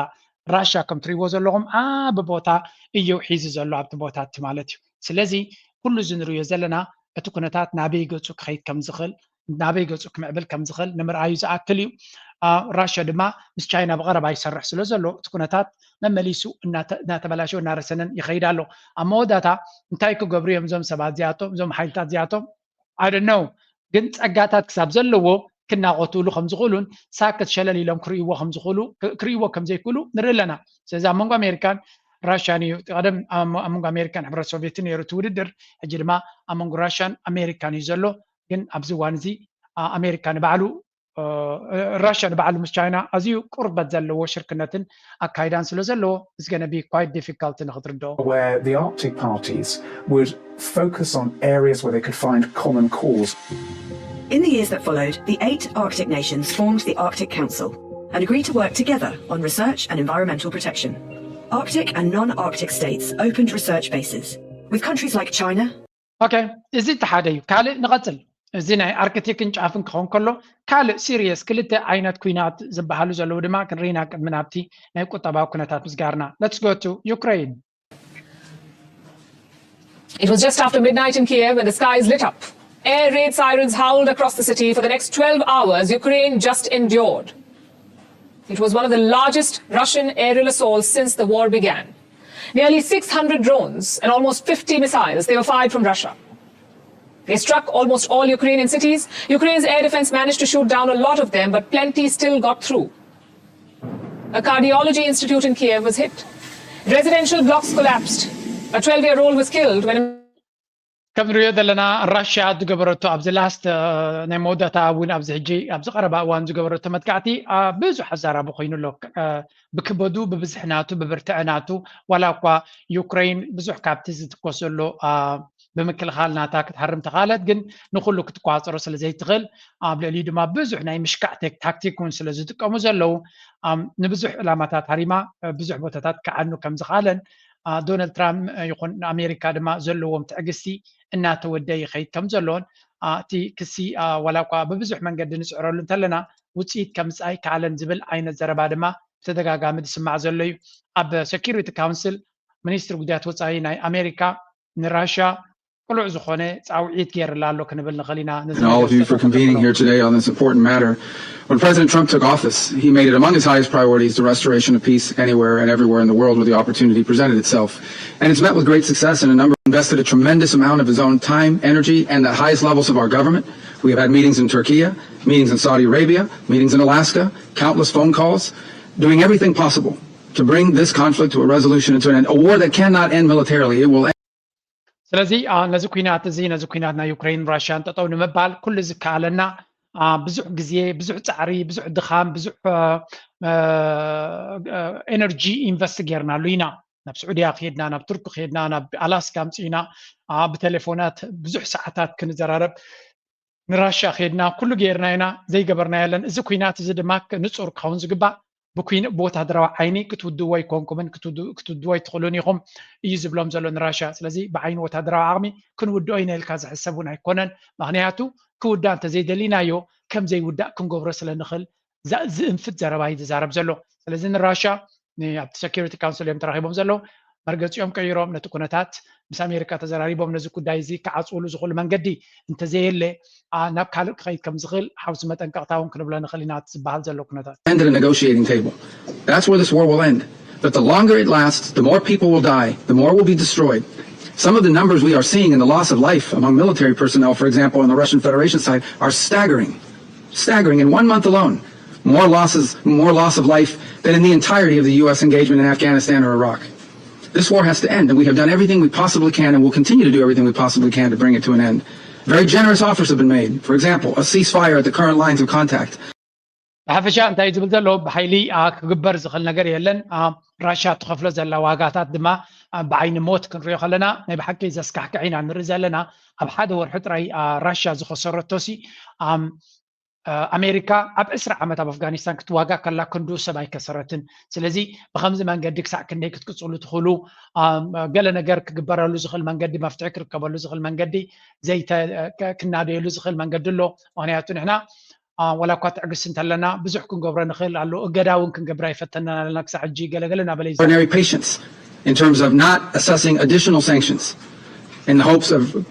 having a breakthrough in this regard. And all has come to what appears to be not just a stagnant one, but an era and we've entered a period of what appears to be potential even escalation with the historically highest number of strikes we've seen over the last few nights and before. And now we are also watching incursions into neighboring airspace by both drones and airplanes. بعفشا تزرزلوت كونتات أمريكا بزح تبقسو كم زجبرت سلام جن راشا ኣይኮነን ካብቲ ቦታ ወፂኣ ኣብ ኣውሮፓ ገጻ ትገብሮ ዘላ ኩነታት እምበር ናይ ሰላም መንፈስ ንርኢ ኣለና ዝብል ዘረባ ኢና ንሰምዕ ዘለና The president is a very patient man. He's very committed to peace, but his patience is not infinite. And as he has said repeatedly, he has before him the opportunity and the options of imposing additional economic costs on the Russian Federation if necessary. መጠንቀቅታ እዩ ብሓፈሻ ኣሜሪካ በዚ ንራሻ ንዶናልድ ትራምፕ ጠጠው ንኸብል ኩናት ንልምን ኣለና ንፑቲን ኩናት ጠጠው ኣብል ኢሎም ይልምንዎ ኣለዉ ስለምንታይ ይልምንዎ ኣለዉ ኣብ ዓለምና ሰላም ስለ ዝደለዩ ዝመስለኩም ሰባት ክትህልው ትኽእሉ ኢኹም ነው ኣሜሪካ ኩሉ ኩናት ብኩሉ መንገዲ ትገብሮ ኩናት ከቢድ ስለ ዝኾነ ንናይ ራሻ ጠጠው ኣቢላ ካልእ ኩናት ክትጅምር ስለ ትደሊ ዘላ እያ ልስን The United States has a new enemy number one. It's not Russia or Iran. It is Venezuela. The US is planning to attack Venezuela with drones. The US media says the strikes could begin in a matter of weeks. The US government says the targets are drug traffickers and drug labs, the ones that operate from Venezuela. ከምዛ ንሪኣ ዘለና ኣሜሪካ ኩናት ጠጠው ክብል ወይ እውን ትኩነታት ርግኣት ንኽረክብ ትሓቶ ዘላ ሰላም ደልያ ወይ እውን ናብ ሰላም ክኽየድ ስለ ዝተመርፀ ዘይኮነ ዓለም ሰላም ንኸተስተማቕር ኣሜሪካ ድማ ሰላም ንኽትገብር ዘይኮነ ካልእ ኩናት ንኽጅምሩ ቁፅሪ ሓደ ታርጌት ኮይኑ ዘሎ ኣብቲ ሊስታናቶም ናይ ቬኔዙዌላ መርሕነት እዩ ንቬኔዙዌላ ንምጥቃዕ ድማ ዳርጋ ናይ ሶምናት ሕቶ እምበር መጥቃዕቲ ክገብሩ ምዃኖም ዝተወደአ ነገር ይብልለው እዚ ኸዓ ብዙሕ ናይ ኩናት መራኽብ ከምኡ ድማ ኒኩለራውያን ሳብማሪናት ኣብቲ ቦታ ፀጊዖም ከም ዘለዉ ብዙሕ ድሮናት የቕርቡ ከም ዘለውን ስለዚ ናብ ቬኔዙዌላ ክገብርዎ ዝኽእሉ ዕንደራ ዘይተርፍ ምዃኑ እዩ ዝንገር ዘሎ ስለምንታይ ቬኔዙዌላ ብዙሕ ሃብቲ ዘለዋ ስለ ዝኾነት ኣመና ብዙሕ ነዳዲ ካልእ ሃብቲ ብዙሕ ዘለዋ እያ ስለዚ ረጂም ቼንጅ ክገብሩ እዮም ነቲ ኒኮላ ማዱሮ ኣልዮም ነቲ ሃገር ንነዊሕ ዓመታት ብእገዳን ብዕፅዋን ስለ ዘዳቕምዋ ተዳኺማ እያ ኣብ ዝብልውላ ሕጂ ውግእ ክኸፍቱ ይሓስብ ኣለዉ ነዚ ክገብሩ ስለ ዝደልዩ ዘለዉ እዩ እቲ ምስ ራሻ ዘሎ ኩናት ጠጠው ከብልዎ ዝደልዩ ዘለዉ ከምኡ እውን እቲ ናይ ቬኔዙዌላ ዝገብርዎ ዘለዉ ምናልባት ኣብዚ ካርታውን ኣለ ኣበይ ከም ዘሎ እቲ ቬኔዙዌላ ክንሪኦ ኣለና ነቲ ካልእ ክገብርዎ ዝደልዩ ዘለዉ ኩናት እውን ዝሕግዞም ስለ ዝኾነ እዩ ብፍላይ ቀዳመይቲ ታርጌት ናቶም ቻይና እያ እንድሕሪ ኢልና ንቻይና ንምቁፅፃር ኣብዚ ቦታ እዚ ንንግዲ ይኹን ንካልእ ዘለዋ ኣብ ላቲን ኣሜሪካ ንዘለዋ ንክሓፅርዋ ተኮይኖም እዚ የድልየና ዝብል ካልኩሌሽን ኣለዎም ስለዚ ቬኔዙዌላ ዘለዎ ቦታ ምስቲ ሶም ዘለዎ ክትሪኦ ከለካ ነቲ ሰንትራል ኣሜሪካ ዝበሃል ሙሉእ ኮማንድ ንክገብርዎ ንክቋፀርዎ ድሌቶም ንክገብርዎ ተኽእሎም ዝኽእል ስለ ዝኾነ ንግዲ ናይ ቻይና ድማ ኣብቲ ቦታት እውን ንክሓንቅዎ ዘኽእሎም ኣፍኮርስ ኣብ እንተሓኒቆም ንነብሶም እዮም ዝሓንቁ ምክንያቱ በቲ ሰንትራል ኣሜሪካ ዝሓልፍ ንግዲ ናባታቶም ናብ ምዕራብ ኣሜሪካ ዝኸይድ ክኸውን ዝኽእል እምበር ካልእ ብካልእ መንገዲ ክፍጠረሉ ዝኽእል መንገዲ ክህሉ ይኽእል እዩ ብሓፈሻ እዚ ኩነታት እዚ ናይ ብሓቂ ዘተሓሳስብ እዩ ናይ ዶናልድ ትራምፕ ሸበትበት ካብ ራሽያ ንክወፅእ ድማ ሰላም ስለ ዝደለየ ዘይኮነ ንካልኦት ሃገራት ንምብታን ታዊኹ ስለ ዘሎ ጥራይ እዮም ዝብሉ ዘለዉ ናይ ብሓቂ ዝሕዝን ኩነታት እዩ oil and this tied them deeply to American energy needs but then politics got for most ብሓፈሻ እዚ ከምዚ ኢሉ እናሃለዎ ከሎ ናብ ኤሮፓ እንተተመሊስና ኤሮፓ ከንታይ ይበሃል ኣሎ እስኪ ብዛዕባ ኤሮፓ ሓንቲ ቪድዮ ከበኩም እየ ቁጠባ ናይ ኤሮፓ ኣዛረባ ርእሲ ኮይኑ ስለ ዘሎ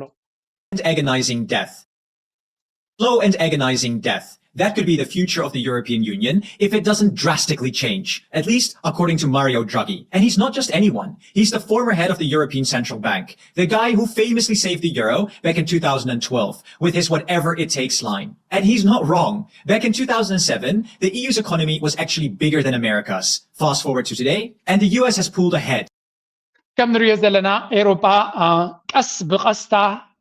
ሞት ናይ ኤሮፓ ቀስ ኢሉ ብዘገምታ ዝፍፀም ዘሎ እናበልዮም ሪፖርት ዝገብሩ ዘለዉ ስሎው ኤንድ ኣጎናይዚንግ ዴት ናይ ዩሮፒያን ዩኒዮን ይብሉ ኣለዉ እዚ ድማ ካብ ዜሮ ዝተበገሰ ይኮነን ምናልባት ዩሮፒያን ዩኒዮን ኣበይ ትሪእዎ ኣለኹም ኣብ 2008 ተሪኢኹሞ እቲ ቀይሕ ኣሜሪካ እዩ እቲ ሃሳስ ሰማያዊ ድማ ኤሮፓ እዩ ብጫ ድማ ቻይና እዩ ኣብ 2008 ተሪኢኹሞ ቁጠባ ናይ ኤሮፓ ልዕሊ ናይ ኣሜሪካ ጂዲፒ ናይ ኤሮፓ ሕብረት ማለት እዩ ልዕሊ ናይ ኣሜሪካ ነይሩ ኣብዚ እዋን እዚ ግን ናይ ኣሜሪካ ቁጠባ 30% ልዕሊ ናይ ቁጠባ ናይ ኤሮፓ ኮይኑ ኣሎ ናይ ኤሮፓ ድማ ካብ 2008 ተሪኢኹሞ ኣይወሰኸን ንእሽተይ ጥራይ ወሲኹ ኦልሞስት ን17 ዓመት ማለት እዩ ን17 ዓመት እዚ ቁጠባ ናይ ኤሮፓዊ ሕብረት ክውስኽ ኣይከኣለን ስታግነንት ይብልዎ እዚ ኸ ዝዓስወ ቁጠባ እዩ ዝበሃል ዘሎ ነዚ ንምቕያር ድማ ብዙሕ ናይ ፖሊሲ ለውጢ ክግበር ትፅቢት ይግበረሉ ግን ኤሮፓ ዝበሃል ድማ ከምኡ ምርጫ ይመርፅ ብዘይምላው 33% ቀዲምዎ ናይ ኣሜሪካ ካብ 2008 ማዕረ ዝነበሩ ወይ ናይ ኤሮፓ ሕብረት ዝቅድም ዝነበረ ኣሜሪካ ክሳዕ ክንደይ ከም ዝዓበየት ሕጂ ድማ መሊሳ ንኣሜሪካ ብዋጋ ናይ ኤውሮጳ ንክትዓቢ ታሪፍ ጌራቱ ዘላ ብግምቲት ኢኻ ቁጠባ ናይ ኤውሮጳ ክንምንታይ ኣብ ሓደጋ ከም ዘሎን እዛ መራሒት እዚኣ ድማ ፈፂንካ ክትቅይሮ ትኽእል ነገር ክህሉ ከም ዘይክእል እዩ ዝንገር ዘሎ it's a very very sad reality ኤውሮጳ ነዚ ትመስላላ መጻኢና ኤውሮጳ እንታይ ክኸውን ከም ዝኽእል ድማ ስምዕዎ ድሓን To stop Europe from falling further behind, Draghi proposed a massive economic plan last year. Basically, a 5-point to-do list. Strengthening security, simplify the endless EU rules, unlock capital to boost innovation, fix Europe's messy energy market, and finally, improve the EU's ኣብ ሓደ ዓመት ኣቐዲሙ እዚ ማሪዮ ድራጊ ዝበሃል ናይ ሰንትራል ባንክ ናይ ኤውሮጳ ሓላፊ ዝነበረ ጣልያናዊ ባንከር ነቲ ኤውሮጳ ቁጠባ ናይ ኤውሮጳ ድማ 2011 ኣቢሉ ዘድሓኖ ዝበሃል ሓደ ዓብይ መጽናዕቲ ገይሩ ነቲ ውፅኢት ናቱ ቀሪቡ ኤውሮጳ ቅልጡፍ ዝኾነ ለውጢ ጌርና ኣብ ቁጠባና ክንዕርት ዘይክኢልና ሞት ናትና ዘይተርፍ እዩ ብምባል ነቲ ናይ ዩሮፒያን ኮምፒቲቲቭነስ ኣብ ዝብል መጽናዕቲ ናቱ 5 ነጥብታት ሒዙ መፅኡ ስኻ ከመይ ጌርካ ነቲ ሴኩሪቲ ናይ ኤውሮጳ ትሕይሎ ከመይ ጌርካ ፍኹስ ዝበለ ሕግታት ተኣታቱ entrepreneurs businesses ክዓብይሉ ዝኽእሉ ምክንያቱ ኣብ ኤውሮጳ ትካል ምህናፅ ማለት ብፍላይ ኣብቲ ኤውሮጳ ሕብረት ሕማም ርእሲ ዝበሃል ስለዚ ዝኸፈልካ ከፊልካ እንተስ ንኣሜሪካ እንተስ ንኢማራት ዲ ሃገራት ዓረብ ገፅካ ክትከይድ ኣለካ ፍኹስ ዝበለ ቢዝነስ ክህልወካ ፊክስ ዘ ኢኖቬሽን ጋፕ ከምኡ ድማ ኢኖቬሽን ወይ ከዓ ፈጠራውነት ኣብዚ ኤውሮጳ ጠፍዩ እዩ ዝበሃል ምክንያቱ ሓድሽ ንክትፈጥር ዘተባብዕ ኤንቫይሮንመንት የብሎምን ፊክስ ዘ ኤነርጂ ማርኬት ናይ ኤነርጂ ናይ ፀዓት ፀገም ኣለዎም ኢምፕሩቭ ዘ EU ባጀት ይብሉ ስለዚ ብሓፈሻ ኤውሮጳ ብዙሕ ፀገም ኣለዎም እዚ ቅድሚ ዓመት እዩ መዛረቢ ኣርእስቲ ኮይኑ ነይሩ በዓል እዚኣ ኡርሱላ ቫንደርላይን ይዛረባል ነይረን ታቡ ክሳብ ሕጂ እንታይ ለውጢ መፅኡ ንዝብል ድማ መፅናዕቲ ዝገብርዎ ዘለዉ ኢና ንርኢ we don't see anything እቲ ኩነታት ተሪኻ they haven't achieved much so ኣብ ሴኩሪቲ ብዙሕ ኢንቨስትመንት ገይሮም ክበሃል ይኽእል ካብኡ ናቡ ምክንያቱ መዓት ገንዘብ ኣብ ሴኩሪቲ ኢንቨስት ክንገብር ኢና ክብሉ ከለዉ ኣብቲ ካልእ ናይ ቴክኖሎጂ ዝኣመሰለ ግን እንታይ ገይሮም ክኾኑ ይኽእሉ I don't know I haven't seen much ኣብ ኤውሮጳ ስለ ዝቕመጥ there is no ኣብ መወዳእታ እንታይ ፀብፃብ ይህብ እስከ ንኩለን ደሚሩ ሓንቲ ቻርት ከርእየና ንሳ ጥራይ ክንርኢ ኣብ ከም ንሪኦ ዘለና ኣብ መብዛሕትኡ ርኢኹም ብጀካ እቲ ኣብ ሴኩሪቲ ከምኡ ድማ ነቲ ሩልስ ንምፍዃስ እቲ ካልእ ዳርጋ ኣብ ውሽጢ ዓመት ብዙሕ ኣይትፅበን ኢኻ ግን ኣብ ውሽጢ ዓመት ካብዚ ሕጂ ዘለናይ መድረኽ ብዙሕ ነገር ክትገብር ክትክእል ኣለካ if you won't survive now let's go to ካብ ቁጠባ ናይ ኤውሮጳ ናብ ፈረንሳ ንስገር ኣብኡ ዘሎ ድራማ ድማ ንርኢ What we're witnessing in France right now is nothing short of divine justice unfolding in real time. And I need to break this down for you because the mainstream media is not going to tell you the truth about what's really happening. France is experiencing economic and social collapse, and the reason is simple. The theft has been cut off. For decades, France has been living like a trust fund baby whose daddy finally stopped sending checks. Except in this case, daddy is 14 African nations who got tired of being robbed blind. Let me educate you about something called the CFA franc system, because this is the mechanism through which France has been committing what can only be described as modern-day slavery. ፈረንሳ ድሕሪ ናይ ነዊሕ ዓመታት ምዝመዛ ናይ ኣፍሪካ ኣብዚ እዋን እዚ ኣብ ክትወፀሉ ዘይትኽእል ዓዘቕታ እትያ ስለ ዘላ ናበይ ገፃ ከም ትኸይድ ልባ ጠፊዋ ከም ዘሎ እያ ትንገር ዘላ and this is very very sad very very tragic ንፈረንሳውያን ምክንያቱ ላይፍ ስታይል ናይ ፈረንሳ ካበይ ዝመፅእ ሃብቲ ክንዲዚ ዓይነት ኣብ ዓለም ኣብዚ ምዕቡል ዓለም ዘየለ ነገራት ዘለዎም ኖርማሊ ስራሕ ኣብ ሶምን ሰብ ኣብ ፈረንሳ 37 ሰዓት 36 ሰዓት ገለ እዩ ዝሰርሕ ፈረንሳ ካብ ካልኦት ስለ ትህብትም ኣይኮነትን ሃብታማት ሃገራት ዝበሃላ ከም በዓል ስዊስ እየን ኣብ ስዊስ ግን ሰብ ብውሕዱ 4 ሰዓት ንሶምን እዩ ዝሰርሕ ልዕሊኡ ዝሰርሕ ድማ ኣሎ ስዊስ ኣፀቢቓ ትህብትም ካብ ፈረንሳ ጂዲፒ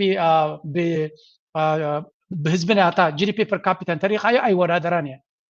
የግዳስ ህዝቢ ፈረንሳ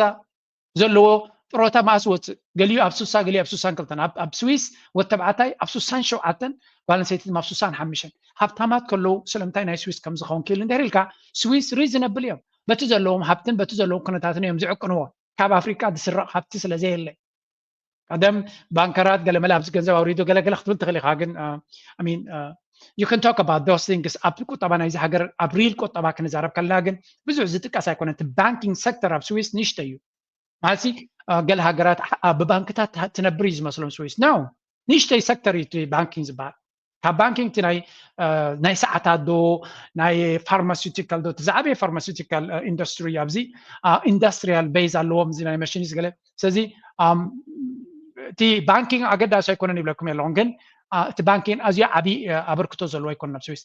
ጀስት ኣብ ስዊስ ስለ ዝነብር እየ ዝበኩም ዘለኹ انتاينا مالتي فرنساويان ناي بحق اب مشوت يوم زنبر نيرم እቲ ሃብቲ ድማ ካብ ሃገራት ኣፍሪካ ተሰሪቁ ዝመጽእ ዝነበረ ሃብቲ ኢንጆይ ገብሩ ስለ ዝነበሩ እዮም ሕጂ ድማ ኒጀር ማሊ ቡርኪና ፋሶ ገለ ካብተን ቀንዲ ዝምዝመዛን ሃብቲ ዝነበረን ሃገራት ጉድ ባይ ስለ ዝበልዎም they have to find another way to survive and it ain't easy ብሉለው ቀሊል ነገር ኣይኮነን ዓብ ብድሆ ገጢሞም ኣሎ we will see ካብዚያ ወፂኦም ናይ በሓቂ ፈጠራውነት ዘለዎም ተኮይኖም ክንርዮም ኢና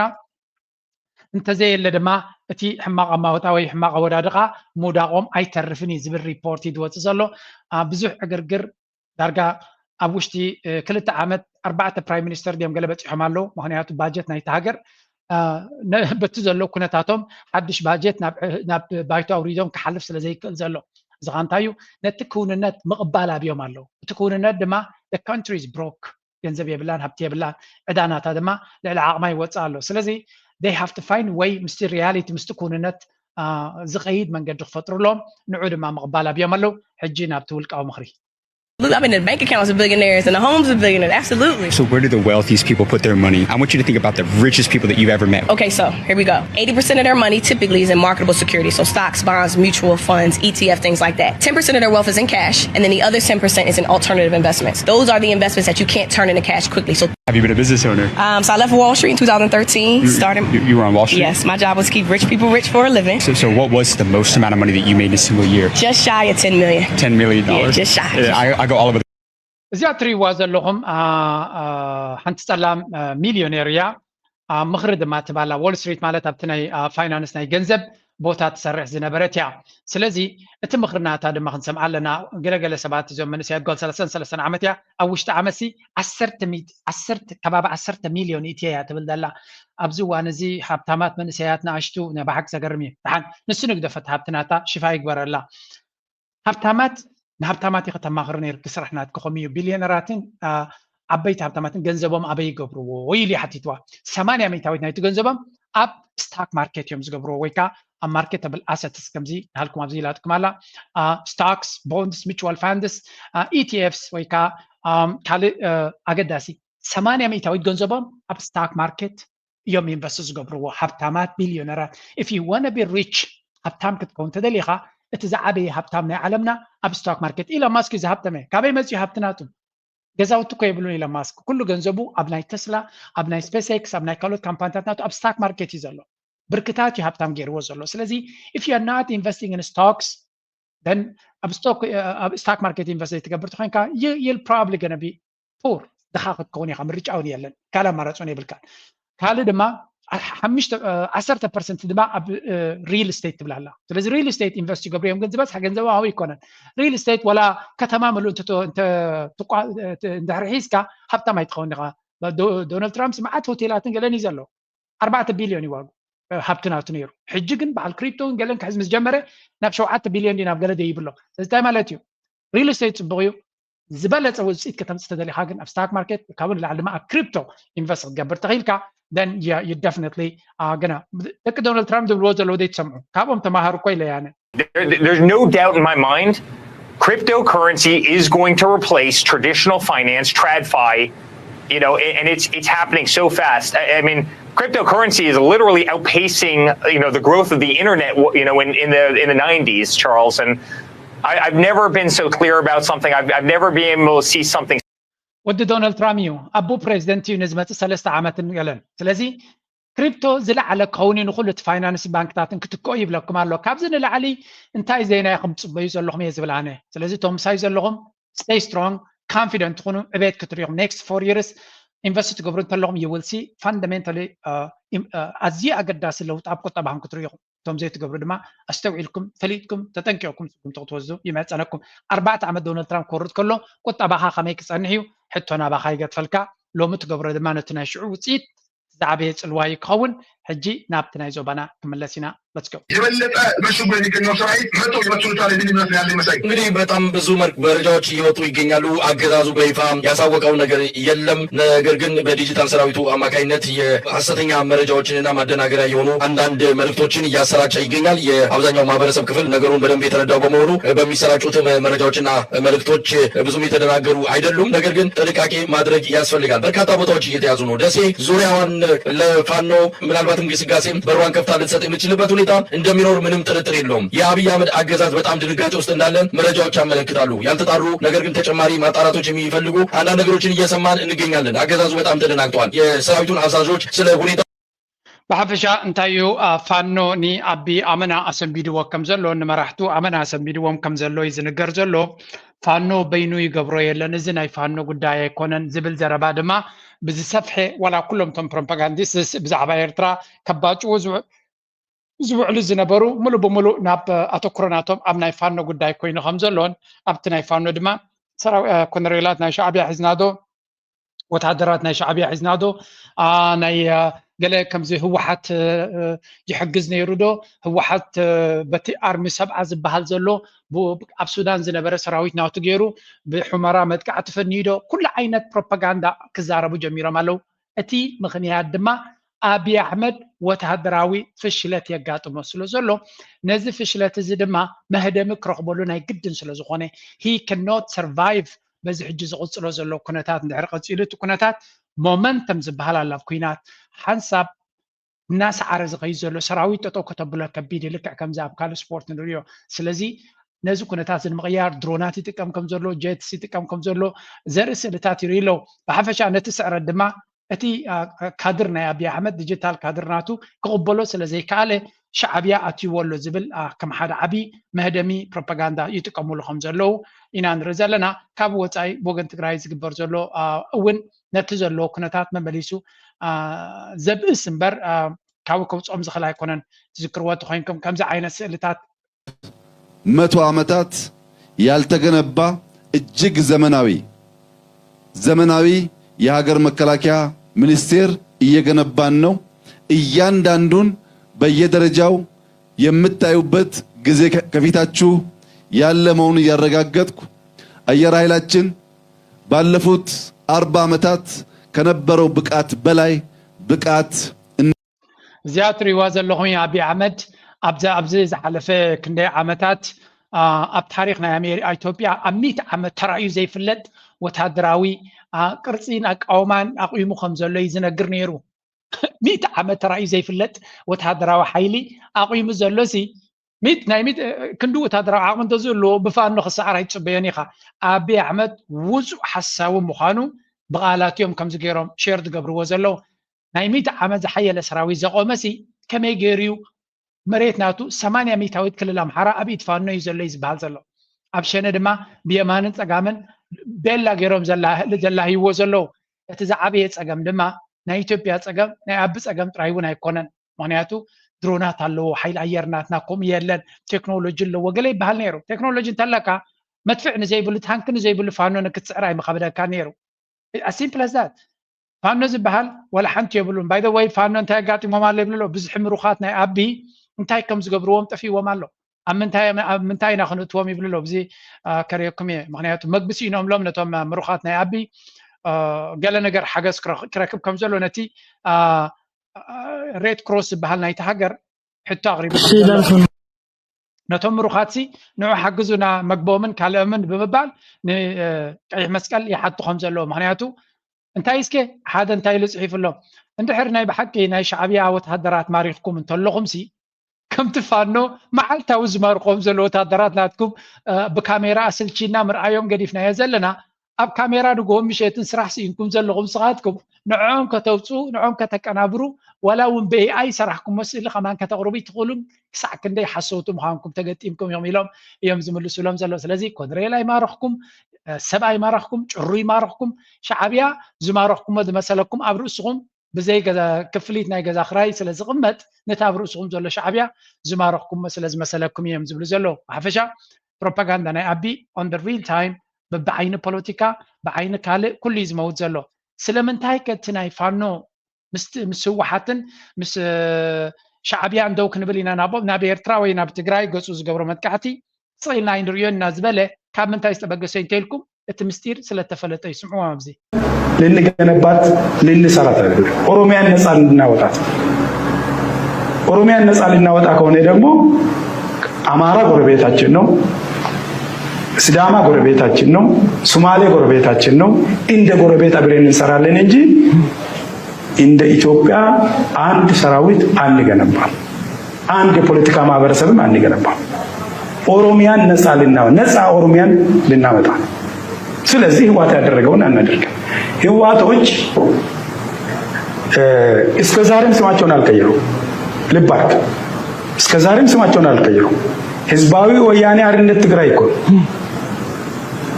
የትግራይ ህዝብ ነፃነት ግንባር እኮ ነው።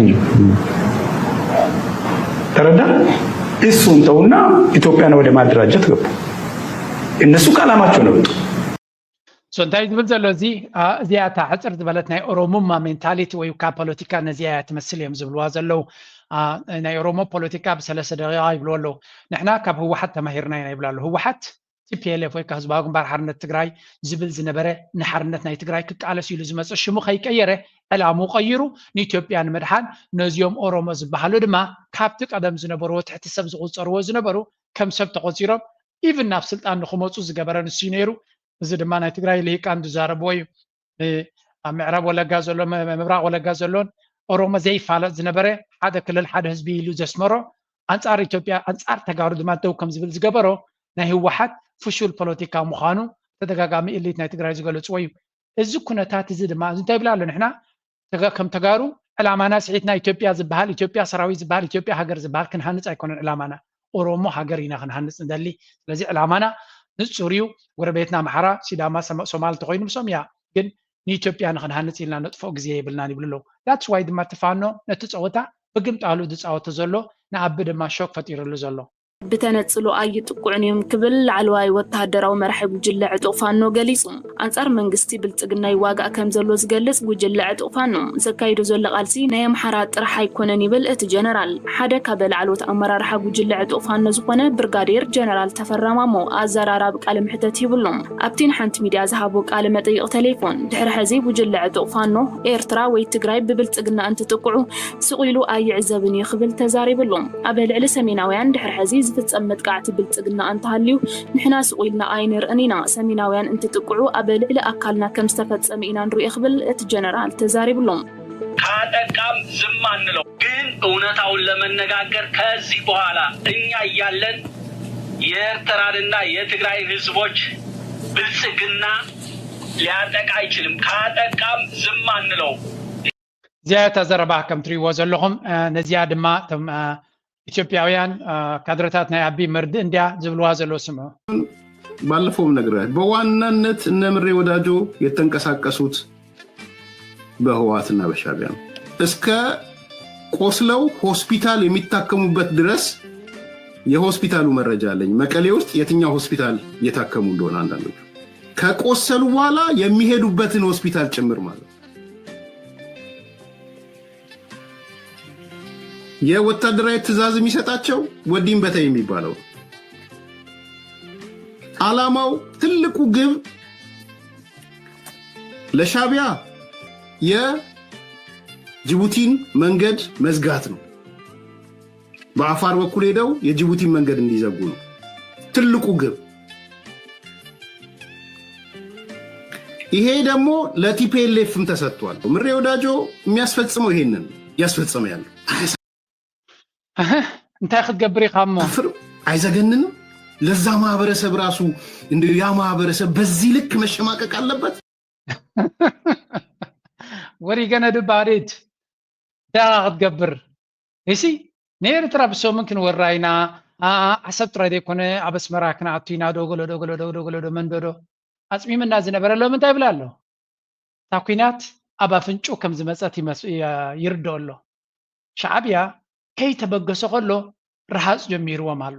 ሕብኡን ኮይኑ ኣሎ ኣወል ድማ ንሽተይ ተንቢሂሎም ስለ ዝነበረ እታ ኩነታት ከይተበገሱ ከም ዝሞቱ ኮይኖም ኣለዉ። ኣወል እንታይ ስለ ዝበሎም እዮም ክንዚ ዝርዕዱ ዘለዉ ብልዎ ንጀምር። ሓደ ብናይ በዓል ጻድቃንን ጌታቸውን ካብ ሕወሓት ብዝተገምዐ ሰራዊት ዝርከቦም ተቃወምቲ ኤርትራን ጌርካ ኣኻኺብካ ብትግራይ ዛላምበሳ ብሱዳን ቦም ሓጀር። ክልተ ካልኣይ ገጽ ኤርትራ ዓሰብ ብድሮን ቀጥቂትካ ቃዛ ትቕይራ። ሽዑ ኣብኡ ከይተዓገትካ ንኣስመራ ቀፂልካ መንግስቲ ትቕይር። ሰለስተ በዓል ማማ ንኤርትራን ትግራይን ምህራም أربعة كينات اللون دابل كاغلولاو بمفتر أبسم فلال كم زنبرو مقبر أزي نماس مصلكم أزب تاريخ معبلو قات علم تسميعو بزي فلت معالت نجيرو نواقا أزب القلعة أبزور حزي موداتا مسكرم علت عسرا بقز بانا صباح سولسهم بانا صباح سولس مالتي والعبشاشا وقخ جمري يمس مبالو حوحت دما أبز قبرو وعطو أخيبا أبربعة نتبتات زت يمنيرم أتن نتبتات زتو كرو رينا نملس حادة كوينات بتقراين تجميرو كما ينقبر كما يتدالينا لنا كلته كوينات بإرتران تجميرو ترانا انتايو سلسته نخلتنا إرتران تقراين بحنسابنا مهراب مدبون اللو أبزخه بخمي حبيرنا نسرح رابعين موداتان نخلتنا خمس قبرو زلو ببوليتيكان بروباغاندان تراينا يمدخام استراتيجي خطل نزغه بخمي تدالينا لنا زبلي أقلنا حوات بوغن إيرتراخه انتاي بحلالو بمتغلال ملسس ملكوتا أكال نسمع تلف إيرتران لوعلاو بحران تقراي إتاب حوحات تمرح زلا تقراي انت تتنكيفا هلو كونتات إثيوبيا بغتصبت قيري صيلنا قمتاتنا نقمت حادة لك عب سالستي درونات شعبية بسمايات أديس آباخ عندنا منخل كلن كلته مريت ميكانايزد شعبية نابسيول كم زي كير انتاي وحسنت هالو سلسته عب إثيوبيا نايمن درونات نايمن تمزقزاق ميسايلات 4 كيلو دخع قبرو ازدون قرعشل يقوم متودو أربعة عب سمايات درون إمارات تراي لايسن الزلوز مسلو درونات راشاب سمايات كيفن تايجرن امو سماي أديس آبا درونات شعبي أزغل كل سيمافورو إمارات هالو دخوني قول عبشاشا كحلم كابكالة نحنا غسكي حلمو نفتحلو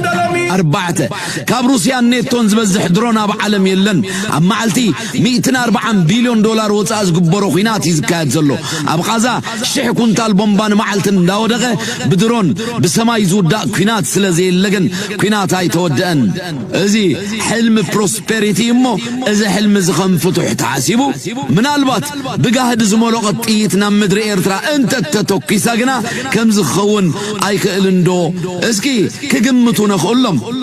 حدا مدلاواتي ودي اللغو نعرقت مچم أول بيلا غيروندي اسمعي ومزلو اتملخت دما دارغا انتهي مخانو نصوريو بزح زربا كاب منغسس تبغسي يكونن ولا انت بلاول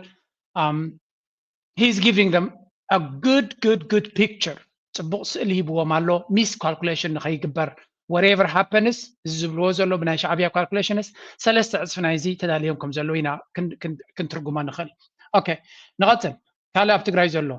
ድሮናት ጸሚምና ኢሎም ነበርቲ ከተማ መቐለም ትግራይ ሆራይዘን አበ ጉዳይ ዘሎ ሓድሽ ምዕባለታት መሰረት ብምጓር ንገለ ነበርቲ ከተማ መቐለ ዝኾኑ ወገናት ሰማያት ከተማ መቐለ ዘይከም ልሙድ ተረቢሾም ኣለው ኢሎም ነው መበገስን አበይ ምዃኑ ዘይፍለጣ ድሮናት ውግእ አበ ቀረባ ርሕቀት ሰማይ እታ ከተማ እናዞራ ከም ዝተዓዘቡ ነጊሮም ነው እቶም ንድሕነቶም ክብሉ ሽሞም ዘይገለጹ ወሃብቲ ርእይቶም እተን ድሮናት ዝለቀኦ ድምጺ ብጣዕሚ ረባሽ ምዃኑ ውን ገሊጾምልnom ብፍላይ ድማ አበ ዝሓለፈ ሰንበት 18 መስከረም 2018 ዓመተ ምህረት ንብዙሓት ሰዓታት ዳርጋ ሙሉ መዓልቲ ዓበይቲን ወተሃደራዊ ዕላማ ዝውዕላ ናይ ነዊሕ ርሕቀት ድሮናት ምዃኖም ካብ ዝረኣይዎ Exactly. زدما أبي أحمد نظام سبعة زيادة من مدحال زجبر زليو كابز تبقى مثلا هوحات جون ዎች የጸጥታ ሰዎች እንዲሁም የካቢኔ አባላት በወቅታዊ ጉዳይ ላይ መሰብሰባቸው ተነገረም። ጀነራል ታደሰ ወረደ የሰላም ስምምነቱ አደጋ ላይ ነው ብለዋል። ህወሓት በበኩሉ በትግራይ ህዝብ ላይ ስልታዊ ዘር ማጥፋት እየተፈጸመ ነው ሲል አሳውቋል። የጊዜያዊ አስተዳደሩ ፕሬዝዳንት ጀነራል ታደሰ ወረደም በትግራይ በኩል ለሚቀርቡ ጥያቄዎች የፌደራል መንግስቱ አስቸኳይ ምላሽ ሊሰጥ ይገባል ሲሉ ከሰሞኑ በአንድ መድረክ ላይ ሲናገሩ ተሰምተዋል። በኢትዮጵያ መንግስትና በትግራይ መካከል ያለው ብቸኛው ግንኙነት የፕሪቶሪያው ሰላም ስምምነት አሁን አደጋ ላይ ነው ሲሉም ተሰምቷል። ከም ንሪኦ ዘለና ህወሓት ነቲ ኩነታት እቲ አበና ባብ ፍላይ ኣብዚ ሕጂ ዋን ተበፂሑ ዘሎ ኩነታት አብይ አሕመድ እንታይ ይሓስብ ከም ዘሎ እንታይ ክገብር ከም ዝኽእል ብዙሕ ገምጋማት ኣለዎም። ኣብ ልዕሊኡ ድማ ኢትዮጵያ አብይ አሕመድን ብልጽግናን ሰራዊትን ኣብ ከመይ ደረጃ ወዲቑ ስለ ዘሎ they are calculating every day calculate ይገብርሎ እንታይ ዓይነት ምርጫታት ኣለዎም what are their options እንታይ ክገብሩ ይኽእሉ እቲ ሕጂ ዘሎ ህሞትከ ስኢልካ ምርኣይ ደይዋፅ ዋላ ስጉምቲ ምውሳድ ስለዚ ኣብይ ኣሕመድ ዝወርዶ ዘሎ ፀገም ኩሎም ቶም ዕጡቃት ኣብ ውሽጢ ኢትዮጵያ ዘለው ነዚ ኩነታት እዚ 24/7 24 ሰዓት 7 መዓልቲ ኣብ ሰሙን እዮም ዝከታተልዎ ዘለው and everybody is calculating everybody is checking እንታይ ስጉምቲ ክወስድ ይኽእል እዚ ድማ ንኣቢ መርድእ ጥራይካ ክትብሎ ትኽእል ካብ ቆፅልካ ንትቀይሕ ባዕራይ ዝበሃል ፍስፍና ኣሎ ከምኡ ዝበሃል ቀወታ ናይ ብልፅግና ኣይሰርሕን እያ እታ ናይ ኣወልት ማለት ዝሃባ ናይ ተፈራማሙን ናይ ኣወልን ሓሳብ እንድሕር ብዶት ተተሓሒዝካያን ኮይንካ እቲ እስኻ ዝኣቀድካዮ ብልፅግና ሓሲብካዮ ዘለኻ ነባዱላ ዝፅሓፍዎ ብድሕሪት ኮይኖም ንግርማ ብሩፅ ዝህንድስዎ ኣብ ኣዳማ ከፍ ኢሎም ፖለቲካ ኣይሰርሕን እያ ተመልሳ እንታይ ማለት እያ ንህዝቢ ኣምሓራ ከጥፎ እየ ንህዝቢ ትግራይ ከጥፎ እየ ካብኡ ቀፂለ ንህዝቢ ኤርትራ ከጥፎ እየ ዝብል ሰይጣናዊ ኣተሓሳስባ ኣይሰርሕን ኣብ ትግራይ ብህዝቢ ወያነ ሓርነት ትግራይ ውዕል ፕሪቶርያ ዝወረዶ ንህዝቢ ትግራይ ዘይምጥን ንህዝቢ ትግራይ ዘይኸውን ህዝቢ ትግራይ ተመኒዎ ዘይፈልጥ ግዝያዊ ምምሕዳር ዝበሃል ዝመርሓ ትግራይ ኩናት ክውልዕላ እየ እንተኢልካ ኣብ ጎኒ ትግራይ የለና ኣብ ጎኒ ህዝቢ ትግራይ የለና መዋሉ ኣወል ኣነ ቀዲሜ ንኤርትራ ዝወራ እንተኮይነ ኣብይ ኣሕመድ ኣነ እውን ኣብ ኤርትራ ኣለኹ ኢለ بقلت كويس هذا يعني كم بولك ديو كم بود أنا بولك إيه لك الله كم بولك كده لك الله بحيل نزخنا خقوطة 200 سيل أنا مس እቲ ኣተላልፋ ናይ ትግራይ ናይ ኤርትራን ካብ ግዜ ናብ ግዜ መመሊሱና ነፅረይ መጻሎ እቲ መታለልን መደናገርን ድምፂ ዝነበረ ኣብ ትግራይ ድማ እናፀረየ ከይዱ ስለ ዝተጋሩ ሓደ ዓይነት ድምፂ ሒዞም ኣብ ጎኒ ኤርትራ ምዃኖም ኤርትራ ድማ በቲ ዝለዓለ ድምፂ ናይ ኤርትራ ኣብ ጎኖም ከም ዘላ ነጊሮም ኣለው ንኣብይ ኣሕመድ ድማ ፋኖ ድማ ባዕሉ ነጊሩሎ ምስመን ምዃኑ ስለዚ ኣብይ ኣሕመድ has no choice ኣብቲ ከባቢቲ كتحنو زخل سب كم زي اللي نرزل أنا عصبتي تتكوستلوس أراجايس أقول نسراو بقى صغير بقى بقلت لك صغير ناس ينريون إحنا وني لك الله سلذي ورار إرترا ورار تجراي ورار ناي تجراك عني ورار إرترا حكى زين زرار بقلت لك الله كميلي تجراي توريرا مالك كميلي مالك ورار إرترا ورار تجراي خوون سخيل مخنياتو نظام سيمين إذا تزربا بأرجعي تسمعوا زلهم بزخ نسمع. مس ويانا حقب قبز الله صباح الدحري ويانا مس إرترا خوينا نفدرا زخونا نجرجرا إرترا كابتا دوب سجراي تخلني ويانا أنت تجف جيفا بما عاد خوينا تراي إرترا خريج صغير والحين خاطي كلني unless علم لخاو حق أفريسو ندوب ويانا عمين دوب إثيوبيا سجيرو which is بزاف أفلوت أنا من قسم مالتي. دعالوكو أبتيروكو علم لخاوكو تحسوا زول عسمنا تيجي بالله فيدرال اللي يقولون أتحسن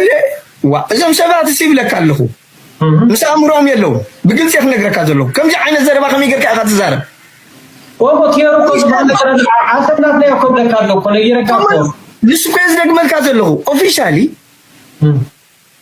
عسب تراي ديخه يعني أي بحر منور عني تشلن أزيك بلا يسمعون يوم زلوا دمنا يقيح بحرنا نولد يسمعي اللون يوم تنفاسنا أيو عزمتنا يقيح بحرنا نولد يسمع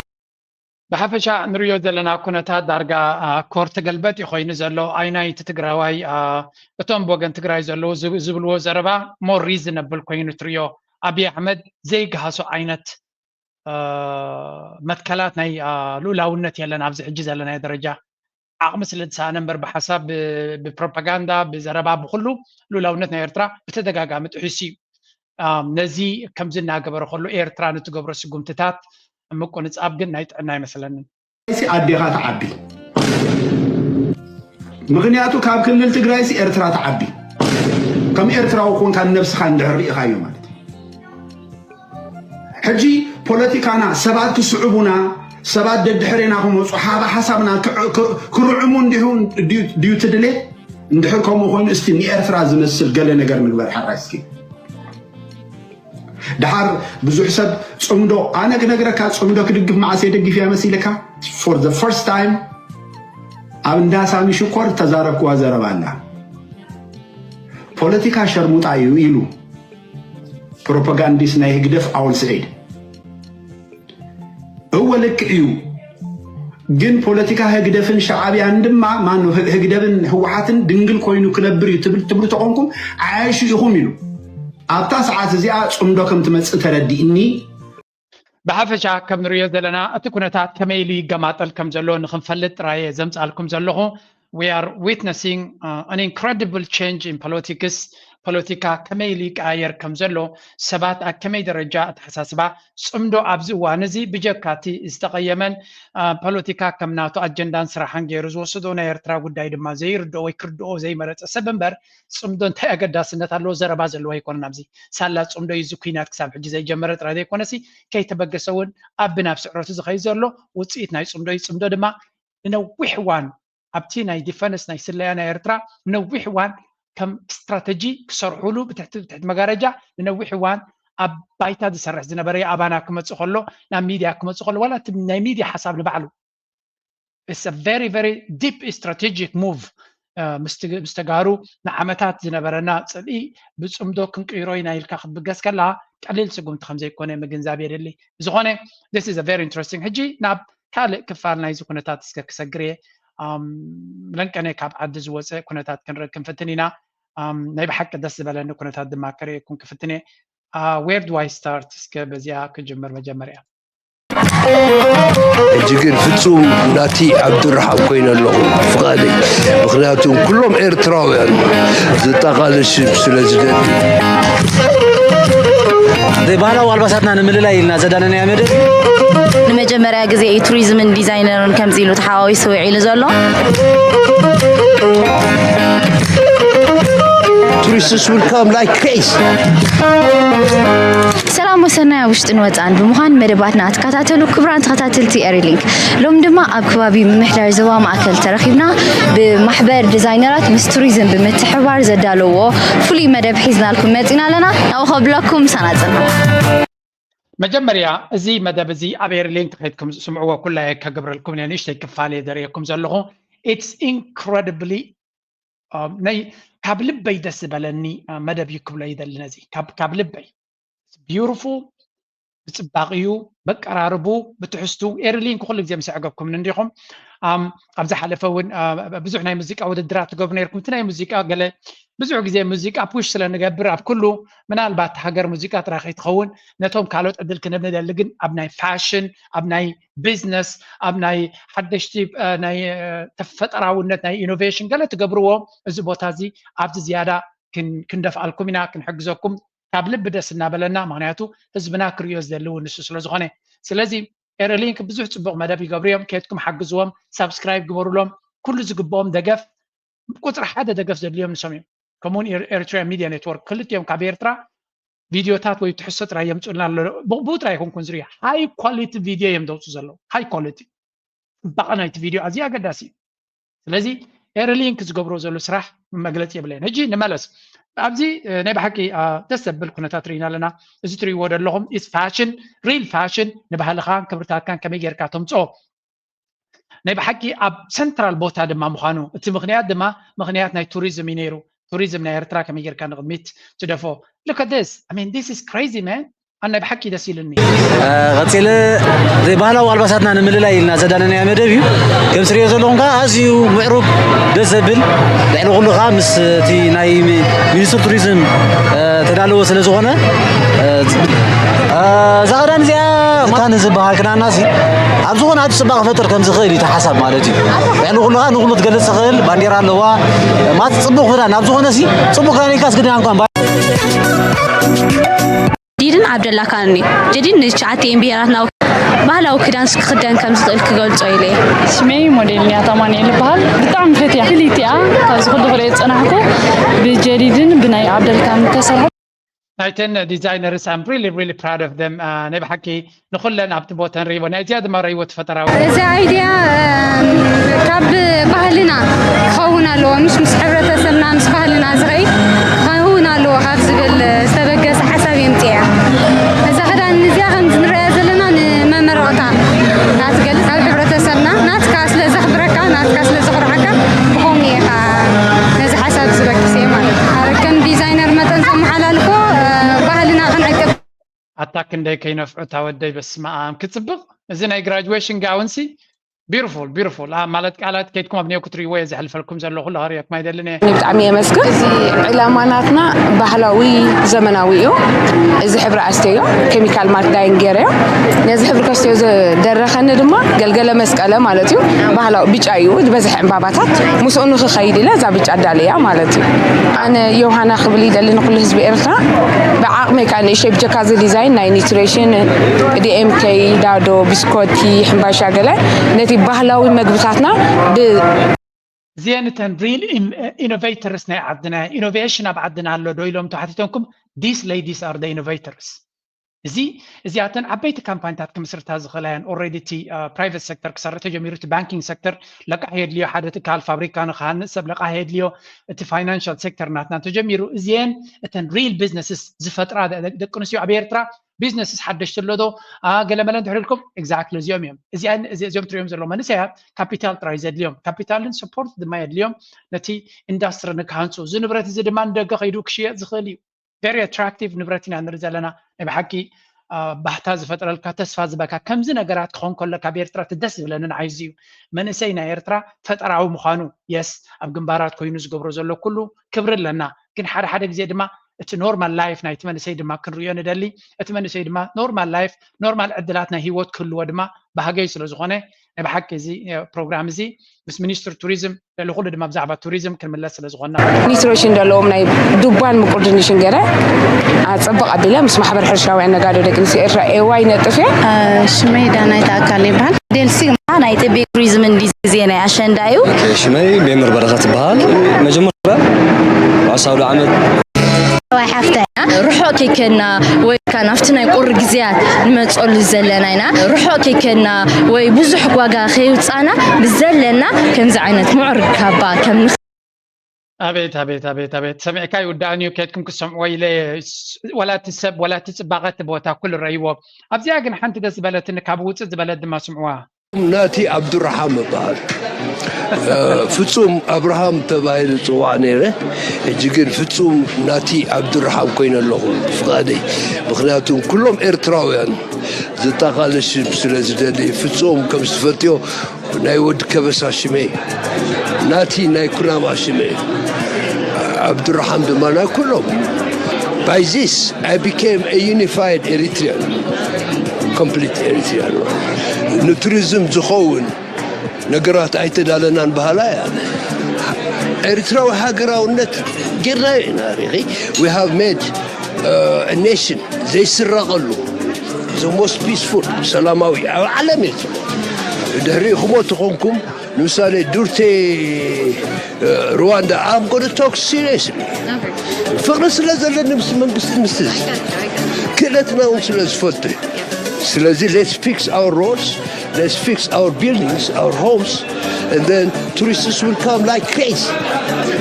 all this has mara taqralu ko art ko ንምሳሌ backpacker ዝበሃል tourism አሉ you know there are a lot of tourists በዚያ ጥራሕ ተሰኪሞም ዝመፁ እሳቶም cheaper ዝኾነ accommodation የድልዮም ባራት መደቀስ ማለት እዩ عند هندي مثالي بارغانج زبال بوتا غلمله $15 $10 allo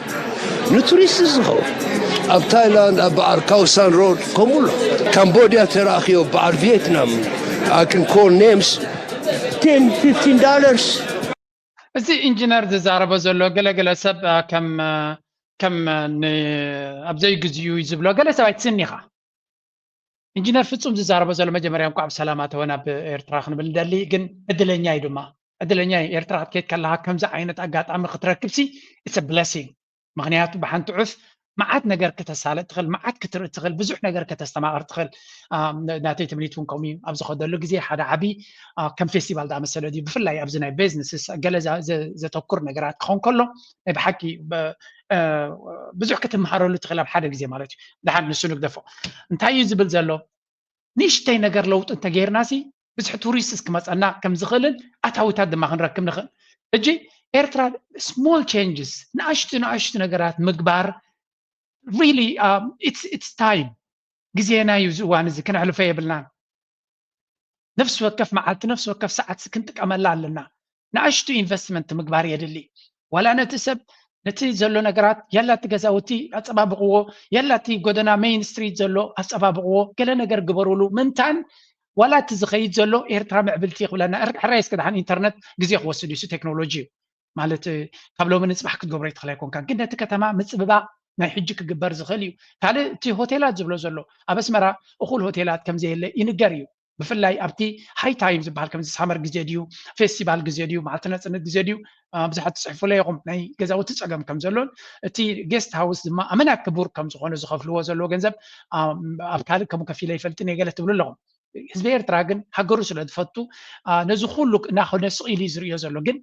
some things need to change ناش نجارات لو تخبروا لزغل ولا تنداتات زي جبركم يزبل عنه ولا ناي تندا هوتيل تزلوا كون حما غيكونن ولا وصاي براغي زخونه نجار نسب بحسور من قد خنقسقسوا لزغل من قد مغبار نتزل لنا عدلنا انفستمنت ناي توريزم كنت قمل لنا سلازي نزل ما تي ديبارتمنت ناي توريزم اكسباندد كون خلالو كسفك خلالو سوشيال ميديا اكونت كله تزغبر زلو ديلي اون ديلي بيسس بوست غبر خلالو التوريزم is very important in Eritrea مغنيات عبي انفستمنت اللي يعني بتزل لوات راح تقص سلتخ كسيلا خصدم تغليا كسيلا خسرح تغليا قد توريزم من عتاويو من ناي وصع شرفيه مصالكا دولار يمصالكا زوم يوتيوبرات اتزلو كني ገንዘብ يمزقت فدلو ناي دغ زخلو ኤርትራ መንሰይ اتزلو ስለዚህ